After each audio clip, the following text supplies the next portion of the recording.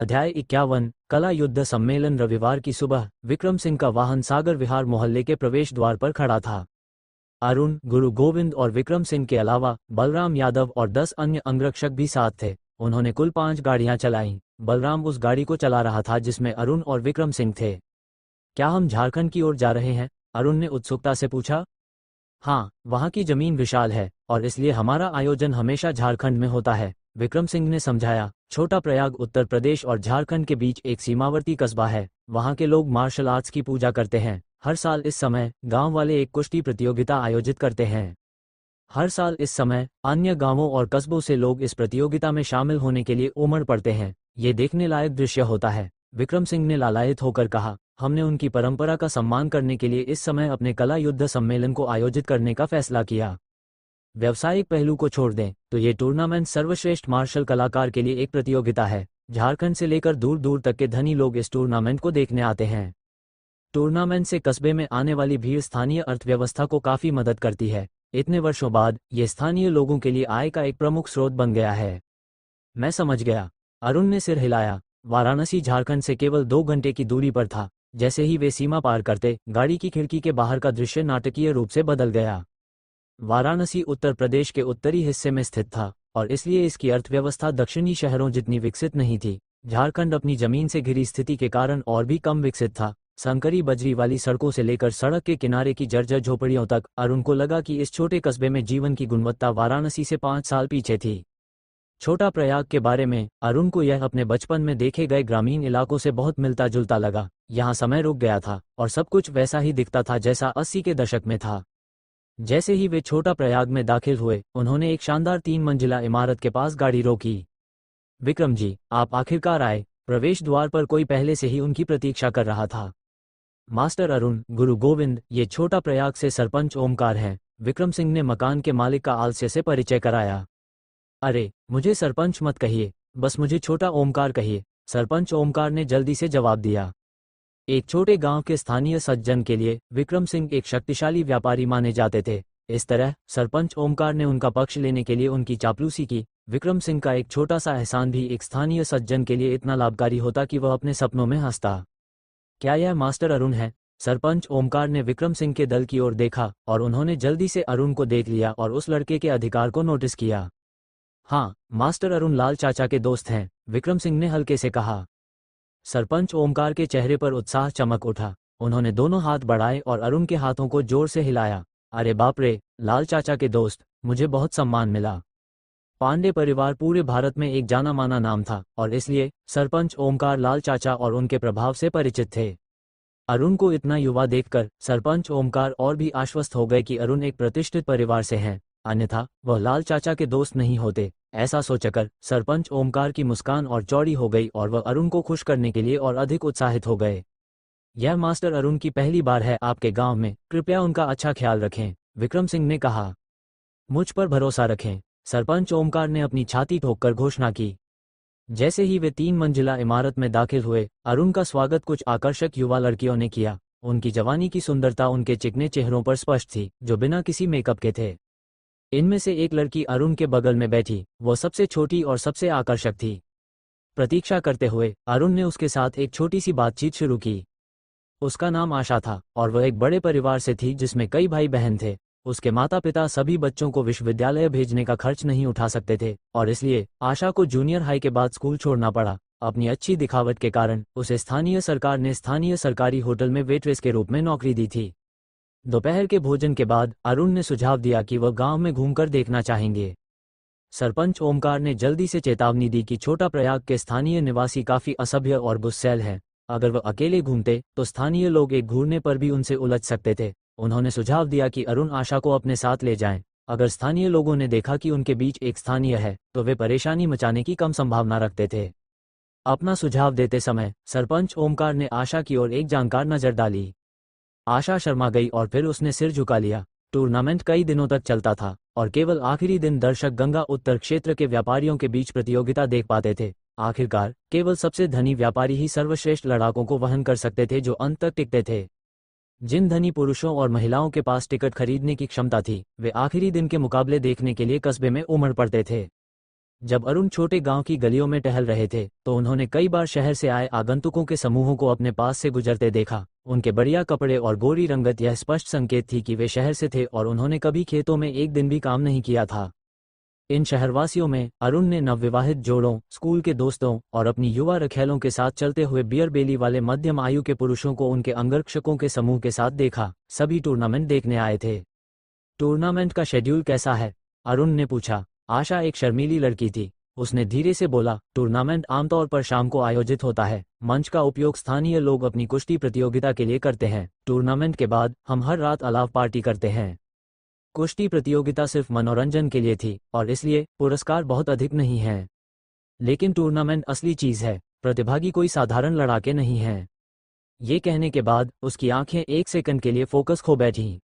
वो इस गांव से बाहर निकलना चाहती थी और शहर में पढ़ाई करना, नौकरी पाना और एक शहर के लड़के से शादी करना चाहती थी। हालांकि चूंकि वह एक लड़की थी और उसकी ग्रेड कुछ खास नहीं थी, उसके परिवार ने उसके भाइयों की शिक्षा को प्राथमिकता देने और लड़कियों को स्कूल छोड़ने का फैसला किया था। अरुण ने उसकी अचानक चुप्पी को नोटिस किया। उन्होंने उसकी ओर उदासीन नजर डाली। 500 साल जीने के बाद अरुण मानवता के दुखों के प्रति असंवेदनशील हो गए थे। वे जानते थे कि समय सब कुछ धो देता है, तो उन्हें नश्वर लोगों और उनकी परेशानियों की परवाह क्यों करनी चाहिए। अगर वह 16 साल के लड़के होते तो उन्हें लड़की के लिए बहुत बुरा लगता और वह उसे छोटे कस्बे से बाहर निकलने का टिकट दे देते। आशा ने जल्दी से खुद को संभाला और अरुण को गांव के अन्य हिस्सों में ले गई। जब वे कस्बे की मुख्य सड़क पर चल रहे थे, एक बड़ा समूह विपरीत दिशा में जा रहा था। उनकी आत्मविश्वास भरी और अभिमानी चाल उनके नेता की अपार शक्ति का सुझाव दे रही थी। समूह के केंद्र में अरुण ने रमेश गुप्ता को देखा। समूह ने सड़क को अवरुद्ध कर दिया था और अरुण को रुकना पड़ा। रमेश गुप्ता ने अरुण को नोटिस करने के बाद एक सेकंड रुके और लड़के को भौहें सिकोड़कर देखा। तुम यहाँ क्या कर रहे हो? अध्याय 52। गांव में एक मुलाकात। रमेश जी। अरुण ने सिर हिलाया और उनके सवाल का जवाब नहीं दिया। रमेश गुप्ता का चेहरा सख्त हो गया क्योंकि वह अरुण के उनके सवाल को नजरअंदाज करने से नाराज थे। हालांकि वह सार्वजनिक रूप से लड़के पर जवाब के लिए दबाव नहीं डालना चाहते थे। उन्होंने बस अरुण से कहा, आज रात प्रयाग सराय में मुझसे मिलने आना। फिर वो बिना एक शब्द कहे अरुण के पास से चले गए। अरुण और आशा ने बड़े समूह के लिए रास्ता बनाने के लिए एक तरफ हट गए। उन्होंने महसूस किया कि कई निगाहें उन पर टिकी थीं, जिनमें से कुछ शक्तिशाली अंतर्गती शक्ति उपयोगकर्ताओं की थीं। हालांकि अरुण को इसकी कोई परवाह नहीं थी। एक हट्टा कट्टा गंजा व्यक्ति रमेश गुप्ता के साथ साथ चल रहा था और उसने पूछा, रमेश जी, वह लड़का कौन है? एक दूर का भतीजा। मुझे नहीं पता कि वह यहाँ क्या कर रहा है, रमेश गुप्ता ने गहरे चेहरे के साथ कहा। हाँ, ये टूर्नामेंट आजकल बच्चों में बहुत लोकप्रिय है, गंजे व्यक्ति ने मुस्कुराते हुए कहा। आपके भतीजे के साथ वाली वह छोटी लड़की बहुत आकर्षक लग रही थी। अगर वह आपके भतीजे के साथ न होती तो मैं उस पर पहले ही चाल चल देता। रमेश गुप्ता ने नाराजगी से हफनी ली। ये गंजा व्यक्ति निर्मल नगर शहर का एक धनी व्यापारी था और वह महिलाओं के प्रति अपनी भूख के लिए जाना जाता था। हालांकि वह रमेश गुप्ता की मौजूदगी में खुद को मूर्ख नहीं बनाएगा। ये लड़का बहुत घूमता फिरता है। वह वाराणसी में मेरी बेटी से दोस्ती कर रहा था और छोटा प्रयाग में दूसरी लड़की के साथ फ्लर्ट कर रहा है। अगर मैं अपनी बेटी को उसके साथ भरोसा करूं तो मैं अंधा हो जाऊंगा। ऐसा सोचते हुए रमेश गुप्ता ने भौहें सिकोड़ी क्योंकि अरुण के प्रति उनकी राय और खराब हो गई। बड़े समूह के चले जाने के बाद आशा ने अपनी छाती थपथपाई और अपनी जीभ की नोक बाहर निकाली। वे लोग डरावने हैं, खासकर वह चमकता सिर वाला व्यक्ति। जिस तरह से उसने मुझे देखा वह डरावना था। उसने अरुण की ओर देखते हुए अपनी पलकें झपकाईं। भाई अरुण, क्या आप उन्हें जानते हैं? मैंने उनके नेता से एक बार मुलाकात की थी। उनका नाम रमेश गुप्ता है, अरुण ने हल्के से कहा।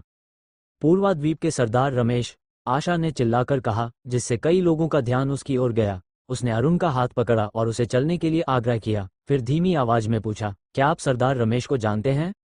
अरे, मैं क्या सोच रही हूँ, आप सरपंच ओमकार के सम्मानित मेहमान हैं। ये समझ में आता है कि आप सरदार रमेश को जानते हैं। क्या तुम भी रमेश गुप्ता को जानती हो? अरुण ने हल्के फुल्के अंदाज में पूछा। क्या रमेश गुप्ता वाकई इतने मशहूर थे कि एक गांव की लड़की ने भी उनका नाम सुना था? अरुण के सवाल सुनकर आशा के चेहरे की मुस्कान गायब हो गई। मैं सरदार रमेश के लिए काम करने वाले कई लोगों को जानती हूँ। आशा ने अरुण को एक पुराने इलाके से होकर गांव के बाहर एक चौराहे पर ले गई। चौराहा पहले से ही दर्शकों से भरा हुआ था। वहां गांव वालों और आगंतुकों की बराबर संख्या थी। चौराहे के केंद्र में कुश्ती प्रतियोगिता के लिए एक बड़ा मंच तैयार किया गया था। मंच विशाल था, इतना कि एक समय में 3 प्रतियोगिताएं आयोजित की जा सकती थीं।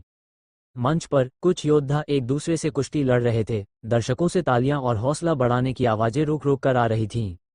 अरुण ने कुश्ती खेल में जल्दी ही रुचि खो दी। ये सभी शौकिया थे और उनकी प्रतियोगिता में कोई कौशल शामिल नहीं था। अधिकांश योद्धाओं के कौशल बलराम से भी कम थे। अंतर्गति शक्ति उपयोगकर्ताओं जैसे अर्जुन भट्ट की तो बात ही छोड़ दें। जब वो आशा से वापस जाने के लिए कहने वाला था, तभी भीड़ में एक लड़की ने अरुण को देखा और उसे पुकारा, अरुण। अरुण एक सेकंड रुके जब उन्होंने एक चौड़े किनारे वाली टोपी और धूप का चश्मा पहने हुए लड़की को देखा। उन्हें याद नहीं आया कि यह लड़की कौन थी।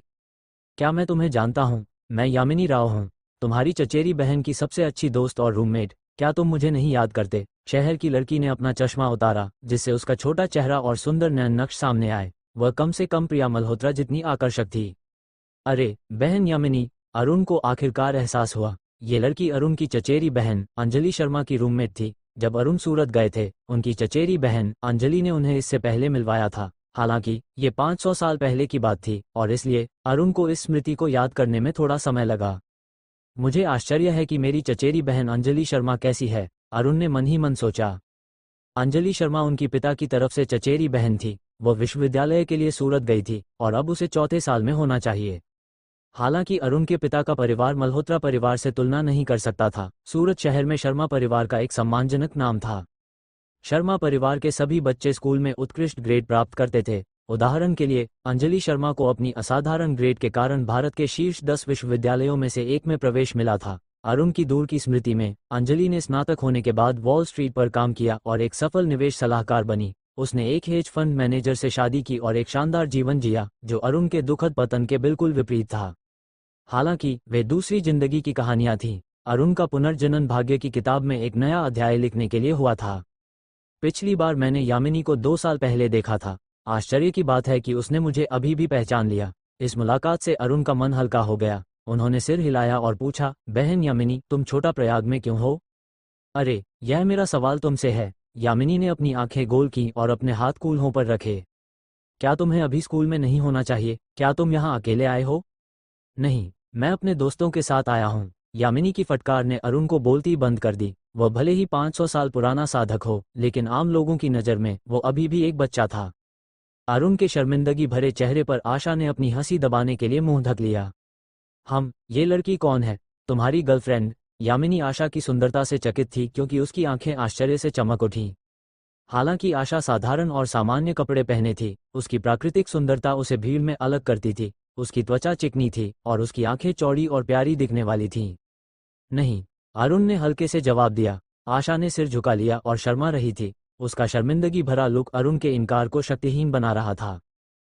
ठीक है, मैं समझ गई। यामिनी ने अरुण को एक जानकार नजर दी और फिर सिर हिलाया। आजकल के बच्चे मेरे समझ से बाहर हैं। न केवल तुमने बहुत जल्दी डेटिंग शुरू कर दी, बल्कि इतनी दूर इतने खतरनाक जगह की यात्रा भी की।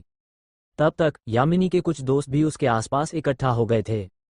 एक पुरुष, जो यामिनी का बॉयफ्रेंड लग रहा था, ने भौहें सिकोड़कर पूछा, छोटी यामिनी, ये दोनों कौन हैं? उनमें से 5 लोग थे, 3 पुरुष और 2 महिलाएं। सभी बड़े शहरों से थे। तीनों युवा पुरुषों ने आशा की ओर देखा और उनकी आंखें उत्साह से भरी थीं। ये छोटा अरुण और उसकी गर्लफ्रेंड है, यामिनी ने परिचय दिया। छोटा अरुण मेरी सबसे अच्छी दोस्त का चचेरा भाई है। क्यों न वे हमारे साथ चलें? एक युवा पुरुष ने पूछा। उसके बोलने के तरीके से वह यामिनी का बॉयफ्रेंड लग रहा था। वह सिर से पांव तक ब्रांडेड कपड़े पहने था। उसकी कलाई पर वेस्ट्रॉन कॉन्स्टेंटिन की घड़ी थी और उसके बेल्ट पर एक BMW की चाबी का गुच्छा भी लटका हुआ था। भाई संजय प्रांतीय सन्यासी टीम के सदस्य हैं। मैं शर्त लगाता हूं कि वो सबको हरा देंगे। भाई संजय तीनों में सबसे लंबा युवा था। वह एक छोटी काली टैंक टॉप पहने था, जिससे उसकी प्रभावशाली मांसपेशियां दिख रही थीं। उसके खुरदरे हाथों से पता चलता था कि उसके पीछे वर्षों का प्रशिक्षण था।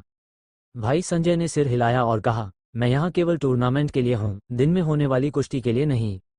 वे चाहे जितना दावा करें, मैं उन्हें हराऊंगा, भाई संजय ने तिरस्कारपूर्वक कहा। बाकी लोग सहमति में सिर हिलाए। हालांकि अरुण सहमत नहीं थे, लेकिन उन्होंने अपनी राय व्यक्त नहीं की। भाई संजय बहुत आत्ममुग्ध थे। उन्हें लगता था कि सन्यासी ही मार्शल आर्ट्स की दुनिया में सब कुछ है। उन्हें ये भ्रम था कि वे विजयी होंगे क्योंकि वे अब तक एक चट्टान के नीचे रह रहे थे। यामिनी के बॉयफ्रेंड ने अरुण और आशा से भाई संजय का मैच देखने के लिए उनके साथ चलने का आग्रह किया। अरुण जानते थे कि वे चाहते थे कि वे उनके साथ जाएं क्योंकि आशा थी, न कि इसलिए कि वे उनसे दोस्ती करना चाहते थे। अरुण निमंत्रण को ठुकराने वाले थे, लेकिन यामिनी ने उनके जाने पर जोर दिया, इसलिए वे अंततः मान गए और उनके साथ चले गए। अध्याय 53 कला युद्ध सम्मेलन शुरू। भाई संजय प्रांतीय कलारीपायट्टू टीम के सदस्य थे। इस तरह उन्होंने अपने प्रतिद्वंद्वियों को आसानी से हरा दिया। एक युवक को केवल एक स्वीप किक के बाद जमीन पर गिरा दिया गया। कुछ राउंड की जीत के बाद कोई भी भाई संजय को चुनौती देने की हिम्मत नहीं कर रहा था। ओबाओ! भाई संजय टूर्नामेंट मंच से कूद पड़े। उन्होंने सिर हिलाया और अफसोस जताया। आप उनके लिए बहुत शक्तिशाली हैं। यामिनी के बॉयफ्रेंड ने भाई संजय की प्रशंसा की।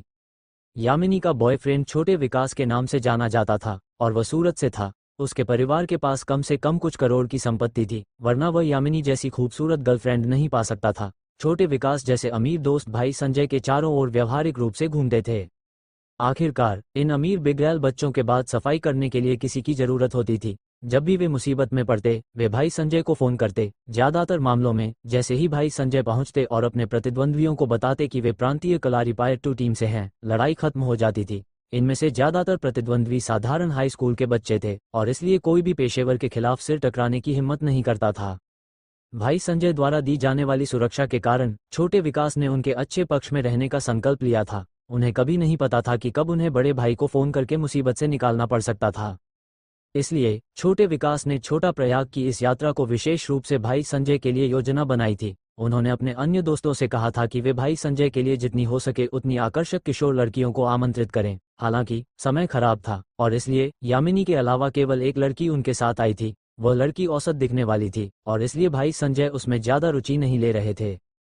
छोटे विकास अपनी बदकिस्मती पर अफसोस जता रहे थे, लेकिन जैसे ही उन्होंने आशा को देखा, उनकी आंखें चमक उठी। अगर भाई संजय उसे नहीं चाहते थे तो वह उस पर अपने पंजे गड़ा सकता था। जैसे ही भाई संजय ने आशा को देखा, उनकी आंखें लड़की के चेहरे पर चिपक गईं। भाई संजय की रुचि देखकर छोटे विकास ने मन में एक योजना बनाई और भाई संजय से बोले, चुनकी करने के लिए कुछ और नहीं है, क्यों ना हम अभी टूर्नामेंट मंच पर चलें। फिर उन्होंने अरुण और आशा की ओर देखा और कहा, छोटा अरुण, तुम दोनों बहुत छोटे हो और यह कस्बा बहुत खतरनाक है, क्यों ना तुम हमारे साथ चलो। हमारे पास भाई संजय की सुरक्षा है, कोई भी तुम पर उंगली नहीं उठाएगा। मैं सहमत हूँ। छोटा अरुण, हमारे साथ चलो। अगर मैं तुम्हें यहाँ अकेला छोड़ दूं तो तुम्हारी बहन मुझे माफ नहीं करेगी। यामिनी ने सहमति में सिर हिलाया। इसकी कोई जरूरत नहीं। अरुण ने भौहें सिकोड़ी। उन्हें समूह से यामिनी को छोड़कर एक बुरी आभा महसूस हुई थी, जो अपने दोस्तों की असली प्रकृति से अनजान थी। उन्हें आश्चर्य हुआ कि पहली बार मिलने के बाद इन युवकों के दुष्ट इरादों को क्या भड़का रहा था।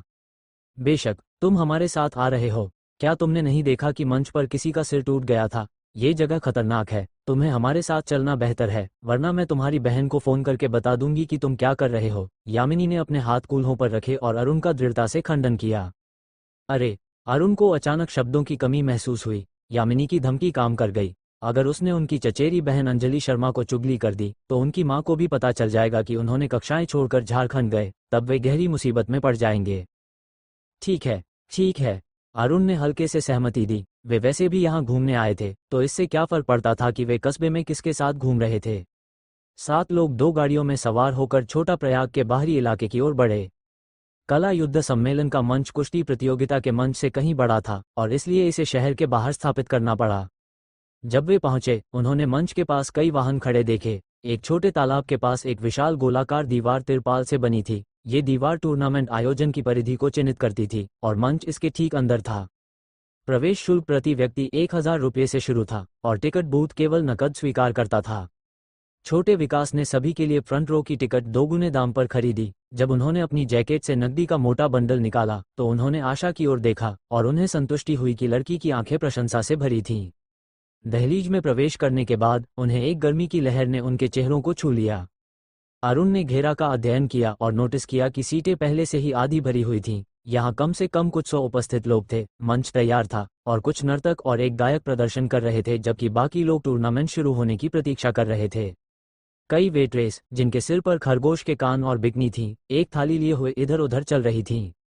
थालियों पर पेय, फल और नाश्ता था। कोई भी खरगोश लड़की को बुलाकर खाने या पेय के लिए सीधे क्रेडिट कार्ड से भुगतान कर सकता था। यहाँ क्रेडिट कोई समस्या नहीं थी, क्योंकि इनमें से अधिकांश पुरुष और महिलाएं बहुत अमीर थे।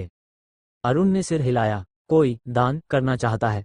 छोटे विकास ने अपने दोस्तों से पूछा, जबकि वो सट्टेबाजी के फॉर्म की एक पर्ची लहरा रहे थे। भाई संजय ने एक रिटायर्ड कलारीपायट्टू फाइटर पर 1 लाख रुपये की शर्त लगाई। समूह के अन्य लोगों ने भी यहाँ वहाँ कुछ हजार रुपये दान किए। तब तक आशा और अरुण ही एकमात्र लोग थे जिन्होंने अपने फॉर्म नहीं भरे थे। ये देखकर कि दान 10,000 से शुरू होता था, आशा ने सिर हिलाया और उनसे पीछे हट गई। छोटे विकास ने मुस्कुराते हुए कहा, चिंता मत करो, मैं तुम्हें अभी कुछ पैसे उधार दे सकता हूँ और तुम बाद में मुझे चुका देना। आशा से बात करते समय उन्होंने अरुण की ओर देखा। छोटे विकास जानते थे कि यह नौसिखिया ऐसी अपमान को बर्दाश्त नहीं कर पाएगा और इसलिए उसे उनसे उधार लेना पड़ेगा। उनके आश्चर्य की बात थी, अरुण ने उनकी ओर देखा तक नहीं और अपने शांत और उदासीन चेहरे को बनाए रखा। छोटे विकास ने मुस्कुराकर मामला रफा दफा कर दिया। यामिनी ने उत्सुकता से पूछा, क्या यह उन अवैध अंडरग्राउंड केज फाइट्स की तरह नहीं है? छोटे विकास ने सिर हिलाया और कहा, मजाक कर रही हो, वे पूरी तरह से अलग हैं। केज फाइट का पुरस्कार खगोलीय होता है और केज फाइट में कोई नियम नहीं होते।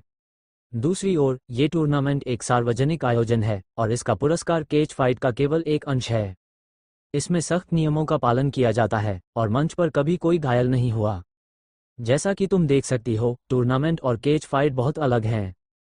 तो इतनी नासमझी मत करो, ये केज फाइट के करीब भी नहीं है। केवल तुम जैसी लड़कियां ही मानेंगी कि यह केज फाइट है। अपने आप पर शर्मिंदगी महसूस करते हुए यामिनी ने हल्के से सिर हिलाया। थोड़ी देर बाद मुकाबला आखिरकार शुरू हुआ। पहले दो प्रतियोगी दो लंबे और हटे कट्टे पुरुष थे। एक ने पेशेवर मुक्केबाजी सीखी थी और दूसरा स्वशिक्षित मार्शल कलाकार था। दोनों लड़ाके तुरंत एक दूसरे पर टूट पड़े और उनके आक्रामक हमलों ने दर्शकों का उत्साह बढ़ा दिया। जैसे जैसे मुकाबला आगे बढ़ा, लड़ाइयां देखने में और अधिक मनोरंजक और रोमांचक होती गईं। कुछ उपस्थित लोगों ने अपनी शर्ट उतार दी और अपने लड़ाके के लिए हौसला बढ़ाने के लिए हवा में लहराने लगे। प्रत्येक लड़ाई के बाद उत्साहित तालियां और नफरत भरे शाप और विलाप सुनाई दिए। कई दान दांव पर थे। वो फिर जीत गया। अच्छा चयन भाई संजय। जैसे ही एक लड़ाके जमीन पर गिरा, छोटे विकास अपनी कुर्सी से उछल पड़े और उत्साह से अपनी मुठ्ठियां हवा में लहराईं। भाई संजय ने एक आत्ममुग्ध मुस्कान बिखेरी। एक पेशेवर लड़ाके के रूप में उनके पास प्रत्येक लड़ाके की ताकत और कमजोरियों की अधिक अंतर्दृष्टि थी। उन्होंने अपने दोस्तों को सट्टा लगाने में मदद की थी और अब तक उनके चुने हुए किसी भी लड़ाके ने कोई लड़ाई नहीं हारी थी। यहाँ तक कि आशा भी सट्टे से भारी रिटर्न की संभावना से उत्साहित थी। छोटे विकास फिर से लड़की के पास आए और पूछा, छोटा अरुण, आशा, क्या तुम लोग सट्टा लगाने वाले हो या नहीं? चिंता मत करो, हमारे पास भाई संजय है। तुम एक पैसा नहीं हारोगे। मैं तुम्हें अभी कुछ पैसे उधार दे सकता हूँ और तुम बाद में मुझे चुका देना जब तुमने और पैसे कमा लिए हों। ठीक है, आशा ने हिचकिचाते हुए सहमति दी। उसने अरुण की ओर देखा और ये देखकर कि उन्होंने उसके भाग लेने का विरोध नहीं किया, उसने दांत बींचकर छोटे विकास के प्रस्ताव को स्वीकार कर लिया। छोटे विकास की आंखें चमक उठीं और फिर उन्होंने भाई संजय के साथ एक जानकार नज़र का आदान प्रदान किया। लड़की आखिरकार चारा ले चुकी थी। अरुण ने एक तरफ से देखा और उन्हें ठीक ठीक पता था कि क्या हो रहा था। हालांकि वे इन नश्वर लोगों के तुच्छ नाटक में हस्तक्षेप करने के लिए बहुत आलसी थे। वे एक साधक थे और शरीर, मन और आत्मा की स्वतंत्रता उनका अंतिम लक्ष्य था। इसलिए वे सांसारिक नैतिकता और मूल्यों को अपने ऊपर हावी नहीं होने देते थे। अध्याय 54। धनकुबेरों का जमावड़ा। आशा द्वारा लगाई गई पहली शर्त जीत गई थी। आशा का चेहरा बड़ी मात्रा में नकदी जीतने के लिए लाल हो गया। उसने उत्साह से भाई संजय और छोटे विकास की ओर देखा। भाई अरुण, आप भी थोड़ा मजा क्यों नहीं लेते? छोटे विकास ने यामिनी को अपनी बाह में लपेटते हुए ठंडी मुस्कान के साथ अरुण से पूछा। जिस क्षण आशा चारा ले चुकी थी, उसने अरुण को भूल चुका था। उसने अरुण को समूह में शामिल होने के लिए केवल लड़की को अपने जाल में फंसाने के लिए आमंत्रित किया था। आशा के चेहरे पर उत्साह साफ दिख रहा था, हालांकि उसका दिमाग शांत और स्पष्ट था। उसने धीरे से फुसफुसाते हुए कहा, श्रीमान अरुण एक शक्तिशाली व्यक्ति हैं, वे इस तरह के छोटे खेलों पर शर्त नहीं लगाएंगे। शक्तिशाली व्यक्ति? छोटे विकास ने अपने होंठ से कोड़े क्योंकि वह हंसी का एक ठहाका दबाने की कोशिश कर रहा था। तुम उसका मतलब ले रहे हो? अरुण इतने कंजूस थे कि वे अपनी गर्लफ्रेंड को मजे के लिए 10,000 रुपये भी नहीं देंगे। ऐसा कौन सा शक्तिशाली व्यक्ति करता है? हालांकि आशा की आंखों में ईमानदारी देखकर उसने मामला रफा दफा कर दिया और कुछ और नहीं कहा। अगले कुछ दिनों में छोटे विकास ने दिन में अरुण और आशा को गांव में घुमाया और रात में टूर्नामेंट के मुकाबलों पर शर्त लगाने गया। आशा ने छोटे विकास से बहुत सारा पैसा उधार लिया था, लेकिन उसने उससे भी ज्यादा जीता था। अपनी भाग्य की लकीर के लिए उत्साह के बावजूद उसने खुद को बहकने नहीं दिया। ज्यादातर समय वो अरुण के करीब रही और रात में केवल 1 या 2 बार मुकाबलों पर शर्त लगाई। अपनी प्रगति धीमी होने को देखकर छोटे विकास ने अरुण से नफरत करना शुरू कर दिया और उसे इस चित्र से हटाना चाहा। अरुण को टूर्नामेंट में बिल्कुल भी रुचि नहीं थी। खेल अभी बहुत शुरुआती दौर में था और इसलिए अधिकांश लड़ाके उतने शक्तिशाली नहीं थे जितने कि फाइनल तक पहुंचने वाले। आखिरकार अंतिम मुकाबला अपने पर्दे खोलने वाला था। अरुण दोपहर में गांव के बाहरी इलाके में पहुंचे और तुरंत उन्होंने देखा कि मंच का सेटअप अलग था। अब कोई घेरा नहीं था, इसके बजाय दीवार को हटा दिया गया था ताकि मंच के बगल में एक ऊंचा मंच बनाया जा सके। मंच के चारों ओर हटे कटे और तगड़े अंगरक्षक खड़े थे जो बहुत शक्तिशाली लड़ाकों की तरह दिखते थे। दर्शक अपनी कुर्सियों पर बैठे और चुपचाप प्रतीक्षा कर रहे थे। यह वो दिन था जब गंगा उत्तर क्षेत्र के सभी बड़े व्यापारी एकत्र होने वाले थे। इन धनकुबेरों के लिए यह आयोजन एक वार्षिक सम्मेलन की तरह था। वे आ गए। जैसे ही एक समूह मंच की ओर बढ़ा, दर्शकों में से एक हलचल उठी। वह मेरे गृहनगर त्रिवेणी नगर से गुप्ता जी हैं। हम गंजा राजेश भी आ गया है। रुकिए, मैं केवल विक्रम सिंह को देख रहा हूँ। लाल चाचा कहाँ हैं? हर बार जब कोई व्यापारी मंच पर प्रकट होता, दर्शकों में से एक हलचल भरी आवाजें उठती थीं। कुछ आवाजें ईर्ष्या से भरी थीं और कुछ नफरत से। जमशेदपुर के सरदार विनोद ने अपनी जगह एक लड़की को क्यों भेजा? जमशेदपुर से आए कुछ आगंतुकों ने धीरे से बोला। थोड़ी देर बाद आखिरी धनकुबेर मंच पर प्रकट हुआ। पूरा अखाड़ा एक आदरपूर्ण चुप्पी में डूब गया क्योंकि सभी लोग मध्यम आयु के विद्वान दिखने वाले व्यक्ति की ओर देख रहे थे। गंगा उत्तर क्षेत्र का सबसे बड़ा धनकुबेर, पूर्वा द्वीप के रमेश गुप्ता। मंच पर मौजूद सभी लोगों में रमेश गुप्ता सबसे शक्तिशाली थे। न केवल उन्होंने गंगा उत्तर क्षेत्र के सबसे बड़े शहर को नियंत्रित किया, बल्कि उनके पास एक सार्वजनिक कंपनी में बहुमत हिस्सेदारी भी थी जिसकी कीमत दसियों अरब रुपये थी। अपने शक्तिशाली संरक्षकों और अपार वित्तीय क्षमता के कारण उन्होंने अन्य धनकुबेरों के साथ शक्ति गतिशीलता को पूरी तरह से हावी कर लिया था। रमेश गुप्ता के प्रभावशाली रवैये को देखकर कुछ व्यापारिक दिग्गजों ने नाराजगी भरी हफनी ली।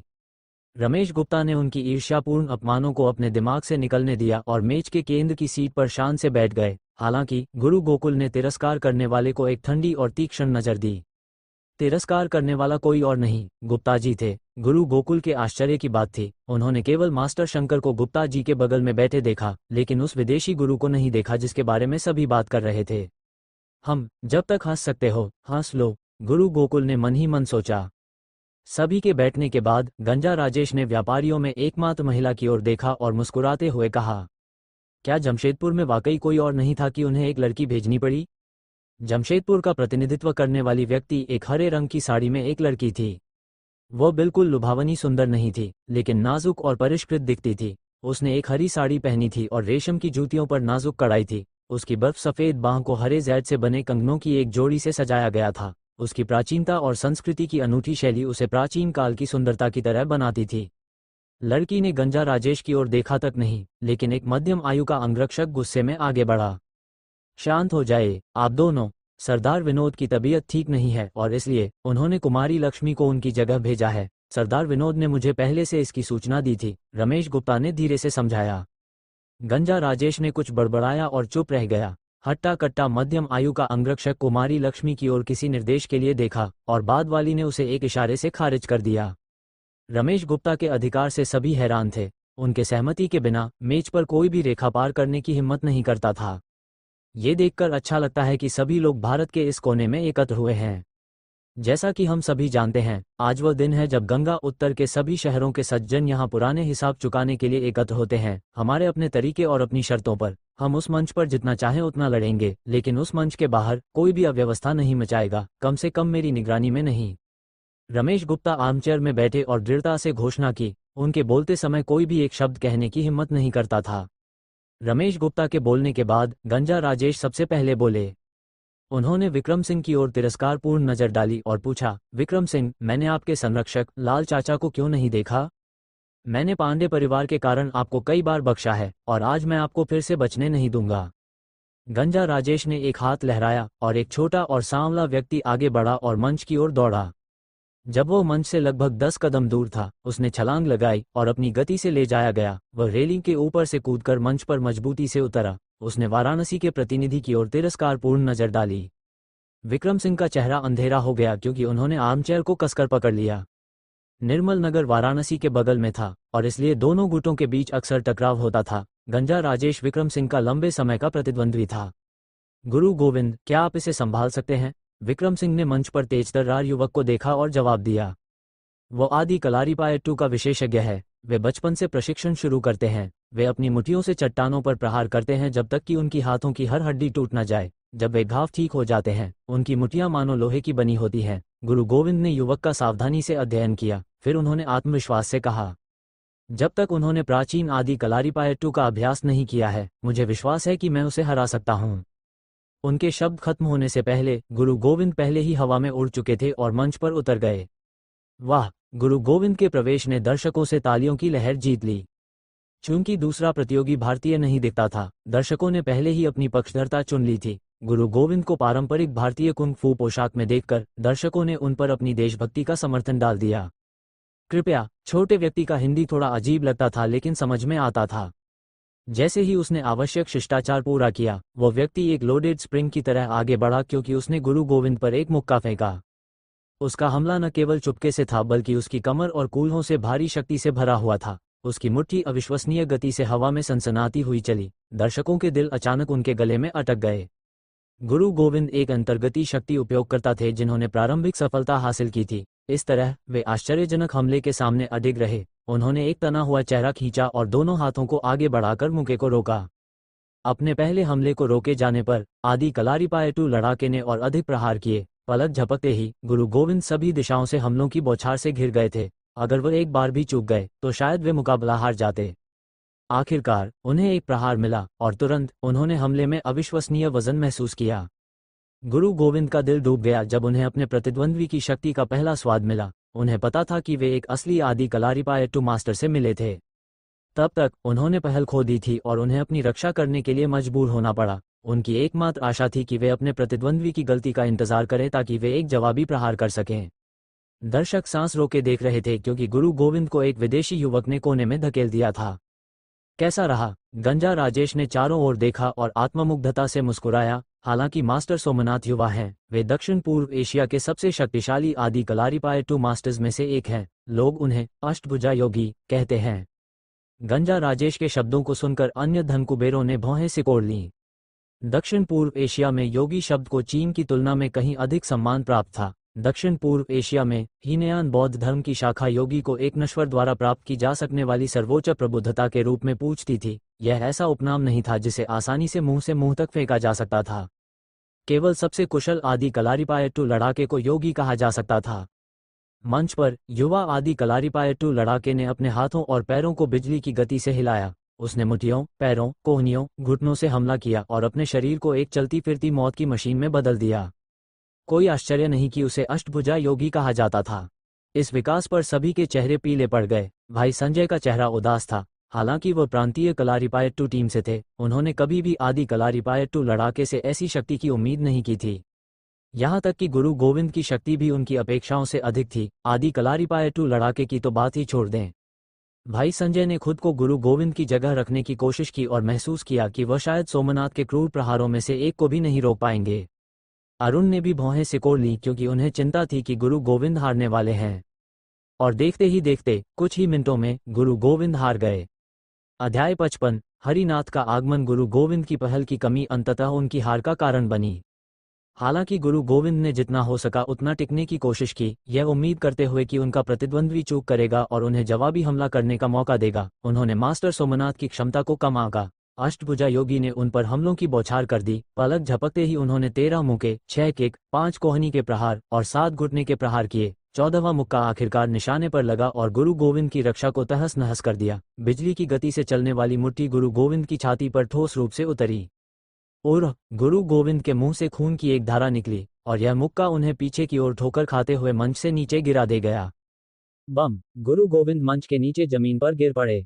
तब तक दर्शकों ने अंततः नोटिस किया कि गुरु गोविंद की छाती के केंद्र में एक गड्ढा था। उनकी शर्ट उनकी छाती पर मुट्ठी के आकार के क्षेत्र में चिथड़े हो गई थी। ये भयानक दृश्य देखकर सभी की रीढ़ में ठंडक दौड़ गई। केवल एक मुक्के से मास्टर सोमनाथ ने गुरु गोविंद को मंच से बाहर कर दिया था। अगर यह प्रहार गुरु गोविंद के शरीर के किसी अधिक महत्वपूर्ण बिंदु पर लगा होता तो शायद वे मर चुके होते। मैं हार मानता हूँ। होठों के कोने पर खून का धब्बा लिए गुरु गोविंद ने खुद को खड़ा किया। वे मुश्किल से सीधे खड़े हो पा रहे थे।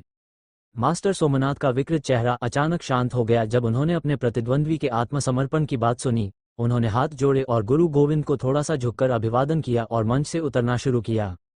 गंजा राजेश ने विक्रम सिंह की ओर तिरस्कारपूर्ण नजर डाली और फिर कहा, कैसा रहा वीर भाई? ठीक है, मैं हार गया। अगले साल तक मैं तुम्हारे साथ व्यवसाय में प्रतिस्पर्धा नहीं करूंगा। विक्रम सिंह का चेहरा उदास और तनावग्रस्त था और उन्होंने मुश्किल से कुछ शब्द निकाले। शानदार, मैं तुम्हारी बात मान लूंगा। गंजा राजेश हंसे और फिर खुशी से घोषणा की। एक वेट्रेस ने एक थाली पर एक कागज लाकर विक्रम सिंह को दिया। बिना कागज की सामग्री की जांच किए विक्रम सिंह ने दस्तावेज पर हस्ताक्षर किए और अपनी हिस्सेदारी गंजा राजेश को हस्तांतरित कर दी। ये देखकर कि सौदा पक्का हो गया, गंजा राजेश का चेहरा खुशी से चमक उठा। विक्रम सिंह एक छेद खोदकर उसमें छिप जाना चाहते थे। उन्हें अपनी दी गई हिस्सेदारी की परवाह नहीं थी। हालांकि ऐसा करके उन्होंने इस क्षेत्र के सबसे अमीर गांवों में से एक में अपनी जगह भी दे दी थी। लालगंज गांव 3 शहरों की सीमा पर था और इसलिए एक महत्वपूर्ण परिवहन केंद्र था। आसपास के शहरों से आने वाले बड़ी संख्या में आगंतुकों के कारण वहां का मनोरंजन उद्योग फल फूल रहा था और यह विक्रम सिंह की आय का मुख्य स्रोत था। लालगंज गांव में स्थित उन कंपनियों में हिस्सेदारी खोने का सीधा मतलब था कि कई करोड़ रुपये के मुनाफे का नुकसान, जो उनकी वार्षिक नकदी प्रवाह का लगभग आधा था। विक्रम सिंह ने खुद को संभाला और अपने एक आदमी से पूछा, गुरु चंद्रा कहाँ हैं?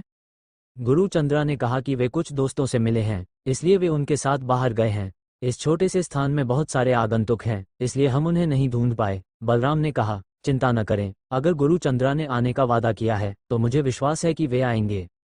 जब तक गुरु चंद्रा आएंगे वे मास्टर सोमनाथ को आसानी से हरा देंगे। विक्रम सिंह ने यह महसूस करने के बाद सिर हिलाया कि उनके पास इंतजार करने के अलावा कोई विकल्प नहीं था।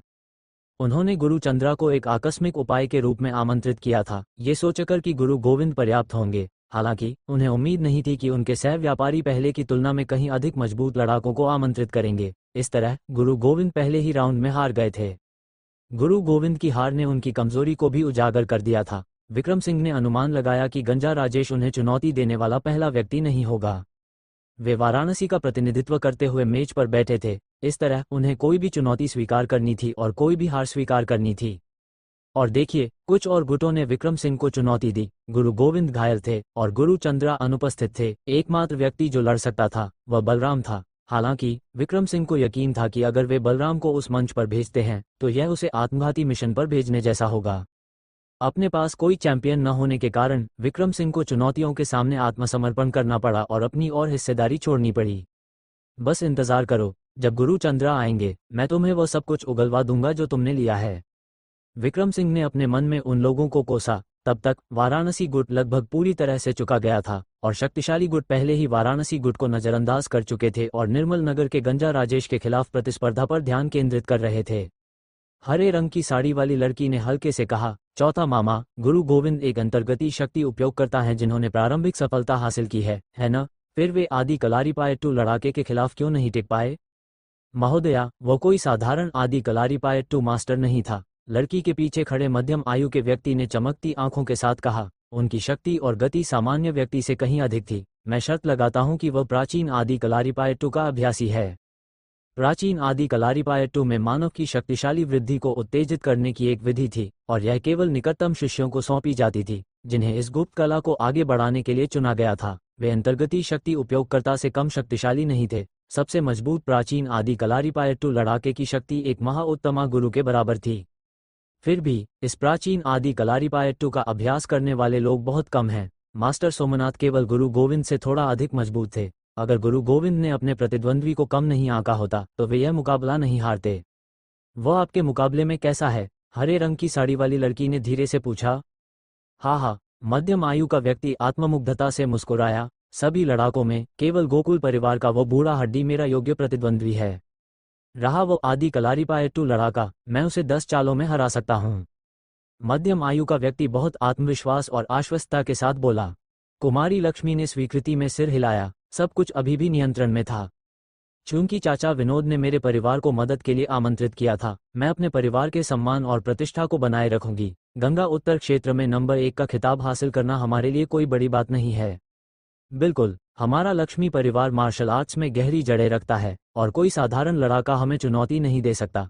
चौथा मामा सहमत हुआ। गोकुल परिवार का वो बूढ़ा व्यक्ति भी एक प्राचीन मार्शल आर्ट्स वंश से था। हालांकि उसे युवावस्था में कुछ गंभीर चोटें लगी थीं और इसलिए मेरे खिलाफ लड़ने में मुझे फायदा होगा। इस बीच रमेश गुप्ता भी गुरु गोकुल से बातचीत कर रहे थे। बुढ़ापे ने गुरु गोकुल के चेहरे पर गहरी रेखाएं खींच दी थीं और उनकी आवाज भारी थी। निश्चिंत रहें रमेश जी, मास्टर सोमनाथ मेरे लिए कोई मुकाबला नहीं है।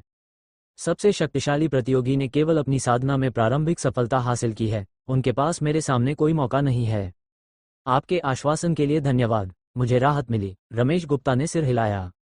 इस बीच गुरु गोकुल ने कुमारी लक्ष्मी और उनके पीछे खड़े मध्यम आयु के व्यक्ति की ओर चुपके से नजर डाली। वे गुरु गोकुल को बहुत परिचित लगे, लेकिन बूढ़े व्यक्ति को याद नहीं आया कि वे कहाँ या कब मिले थे।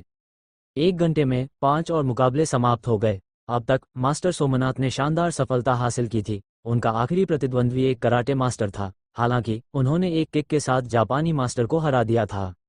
रमेश गुप्ता और कुमारी लक्ष्मी को छोड़कर सभी व्यापारी मास्टर सोमनाथ की शक्ति के प्रदर्शन से परेशान होने लगे थे।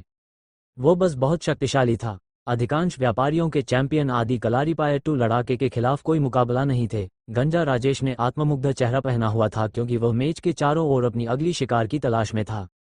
मेज पर सभी लोग रमेश गुप्ता की ओर उद्धार के लिए देख रहे थे। रमेश गुप्ता ने भौहें सिकोड़ ली, क्योंकि उन्हें लगा कि उन्हें गंजा राजेश के इस खेल को रोकना होगा। जैसे ही वे गुरु गोकुल को लड़ाई के लिए तैयार होने का आदेश देने वाले थे, मंच से एक जोरदार और तिरस्कारपूर्ण आवाज आए। क्या वाकई कोई इस थाईलैंड के लड़के को रोक नहीं सकता? कितना शर्मनाक। सभी ने आवाज की ओर देखा और उन्होंने गुप्ता जी को एक बड़े आर्मचेयर में लेटे हुए देखा। उनके चेहरे पर तिरस्कार और अवमानना साफ लिखी थी। गुप्ता जी के शब्दों ने गंजा राजेश को भड़का दिया। उन्होंने उन पर चिल्लाया, गुप्ता जी, क्या तुम मौत को न्योता दे रहे हो? बहुत अच्छा, मैं तुम्हारी इच्छा पूरी कर सकता हूँ। बोलते हुए गंजा राजेश ने गुप्ता जी के चारों ओर देखा। उनके चेहरे पर एक तिरस्कारपूर्ण मुस्कान उभरी, क्योंकि उन्होंने कहा, क्या तुम बस इतना ही लाए हो? क्या तुमने किसी विदेशी हॉटशॉट को आमंत्रित नहीं किया था? वह कहाँ है? क्या वो मास्टर सोमनाथ की शक्ति से डर गया? गंजा राजेश का सवाल कई अन्य व्यापारियों के मन में गूंजा, क्योंकि उन्होंने भ्रम में अपनी भौहें सिकोड़ लीं। आधा दर्जन सामान्य अंगरक्षकों के अलावा गुप्ता जी के बगल में केवल मास्टर शंकर बैठे थे। मास्टर शंकर 70 के दशक में दिखते थे, और इसलिए लोगों को संदेह था कि वे मंच पर जाकर एक युवा व्यक्ति से लड़ेंगे जो अपनी जवानी के चरम पर था। मजाक नहीं, गुप्ता जी ने जिस विदेशी मार्शल आर्ट्स मास्टर को आमंत्रित करने का दावा किया था, वह कहाँ है? सभी के मन में एक ही सवाल था। गुप्ता जी ने अपनी आंखें गोल की और गंजा राजेश पर जोरदार जवाब दिया, गंजा राजेश, तुम सरदार हरी के बारे में नीचा बोलने की हिम्मत कैसे करते हो? तुम अपने घमंड की कीमत चुकाओगे। सरदार हरी अभी अभी आए हैं, मैं तुम्हारी प्रतिक्रिया देखने के लिए बेताब हूं। गुप्ता जी ने अपने शब्द खत्म करने के बाद खड़े हो गए और छोटे तालाब की ओर झुके और फिर चिल्लाए, स्वागत है सरदार हरी। गुप्ता जी के अंगरक्षक ने उनके नेतृत्व का पालन किया और एक साथ चिल्लाए, स्वागत है सरदार हरी। इस विकास ने सभी को स्तब्ध कर दिया। तालाब पर एक नाव तक नहीं थी, इंसान की तो बात ही छोड़ दें। अचानक अरुण ने धीरे से सांस ली। उन्होंने तालाब की चमकती सतह पर अपनी नजर टिकाई और मुस्कुराए, रोचक, मुझे लगता है कि मैंने पृथ्वी के मार्शल कलाकारों को कम आंक दिया। हालांकि ज्यादातर लोग अभी भी अनजान थे कि क्या हो रहा था। कुछ दर्शक खड़े होने और गुप्ता जी से सवाल करने के लिए तैयार थे। अचानक गुरु गोकुल और चौथा मामा दोनों अचानक खड़े हो गए और अविश्वास के साथ दूर की ओर देखने लगे। गुरु गोकुल, चौथा मामा, क्या हो रहा है? कुमारी लक्ष्मी और रमेश गुप्ता ने लगभग एक साथ पूछा। चौथा मामा ने एक शब्द भी नहीं कहा, लेकिन उनका शरीर तनावग्रस्त था, जैसे कि कोई शक्तिशाली प्रतिद्वंद्वी उन पर उतरने वाला हो। इस बीच गुरु गोकुल का चेहरा उदास और गंभीर दिखता था। रमेश जी, मुझे लगता है कि हमारे सामने कुछ मुसीबत है। जब रमेश गुप्ता सोच रहे थे कि गुरु गोकुल का क्या मतलब था, उन्होंने तालाब के किनारे से जोरदार तालियां सुनी। उन्होंने शोर के स्रोत का पता लगाया और फिर वे जो देखा उससे हैरान रह गए। तालाब की शांत सतह पर सफेद टूटी हुई लहरों की एक रेखा थी, जो तालाब के दूसरी ओर से मंच के किनारे तक फैली हुई थी। लहर का अग्रणी सिरा अविश्वसनीय गति से चल रहा था। करीब से देखने पर रमेश गुप्ता ने एक व्यक्ति को तालाब पर दौड़ते हुए देखा, जो पानी को ठोकर मारकर तालाब पर अशांत पानी की रेखा बना रहा था। क्या वह इंसान है? किसी ने कांपती आवाज में पूछा। सभी के मन में एक ही सवाल था। न केवल वह व्यक्ति पानी पर दौड़ रहा था, बल्कि वो स्पीडबोट जितनी तेजी से चल रहा था। उसने ये कैसे किया? चौथा मामा ने इस दृश्य को देखा और आखिरकार कुछ शब्द निकाल पाए। पानी पर चलना, हे भगवान, उन्होंने अंतर्गती शक्ति की सिद्ध अवस्था तक पहुंच लिया है। तालाब पर मौजूद व्यक्ति ने अपनी अंतर्गती शक्ति साधना में सिद्ध अवस्था तक पहुंच लिया था। वह महाउत्तमा गुरु बनने से केवल एक कदम दूर था। उनके जैसे शक्तिशाली गुरु आसानी से वर्तमान मार्शल आर्ट्स परिदृश्य पर हावी हो सकते थे।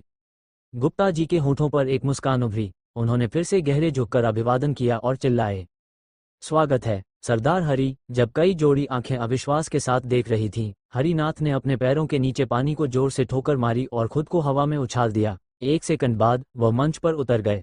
उन्होंने अपने हाथ पीछे जोड़े और मास्टर सोमनाथ से हल्के से कहा, क्या तुम मेरे प्रतिद्वंद्वी हो? मास्टर सोमनाथ का चेहरा लगभग तुरंत पीला पड़ गया। ये पहली बार था जब उन्होंने मंच पर कदम रखा था कि उन्हें डर लगा। अध्याय 56 गुरु चंद्रा कौन है? जब से उन्हें उनके गुरु ने शिष्य के रूप में स्वीकार किया और प्राचीन आदि कलारीपायट्टू का अभ्यास शुरू किया, तब से मास्टर सोमनाथ कभी कोई मुकाबला नहीं हारे थे। इसलिए जब तक उन्होंने हरिनाथ की पानी पर दौड़ने की अविश्वसनीय शक्ति नहीं देखी, तब तक उन्हें नहीं लगा था कि कोई उनसे अधिक शक्तिशाली हो सकता है। हालांकि मास्टर सोमनाथ ने जल्दी ही अपने डर को प्रेरणा में बदल दिया। मार्शल आर्ट्स के प्रति उनकी समर्पण ने उन्हें ऐसे शक्तिशाली प्रतिद्वंद्वी के खिलाफ लड़ने के लिए उत्साहित कर दिया। कृपया, उन्होंने अपने प्रतिद्वंद्वी को झुककर अभिवादन किया। तुम पहले। हरिनाथ ने एक हाथ अपनी पीठ के पीछे रखा, दूसरा हाथ मास्टर सोमनाथ की ओर बढ़ाया।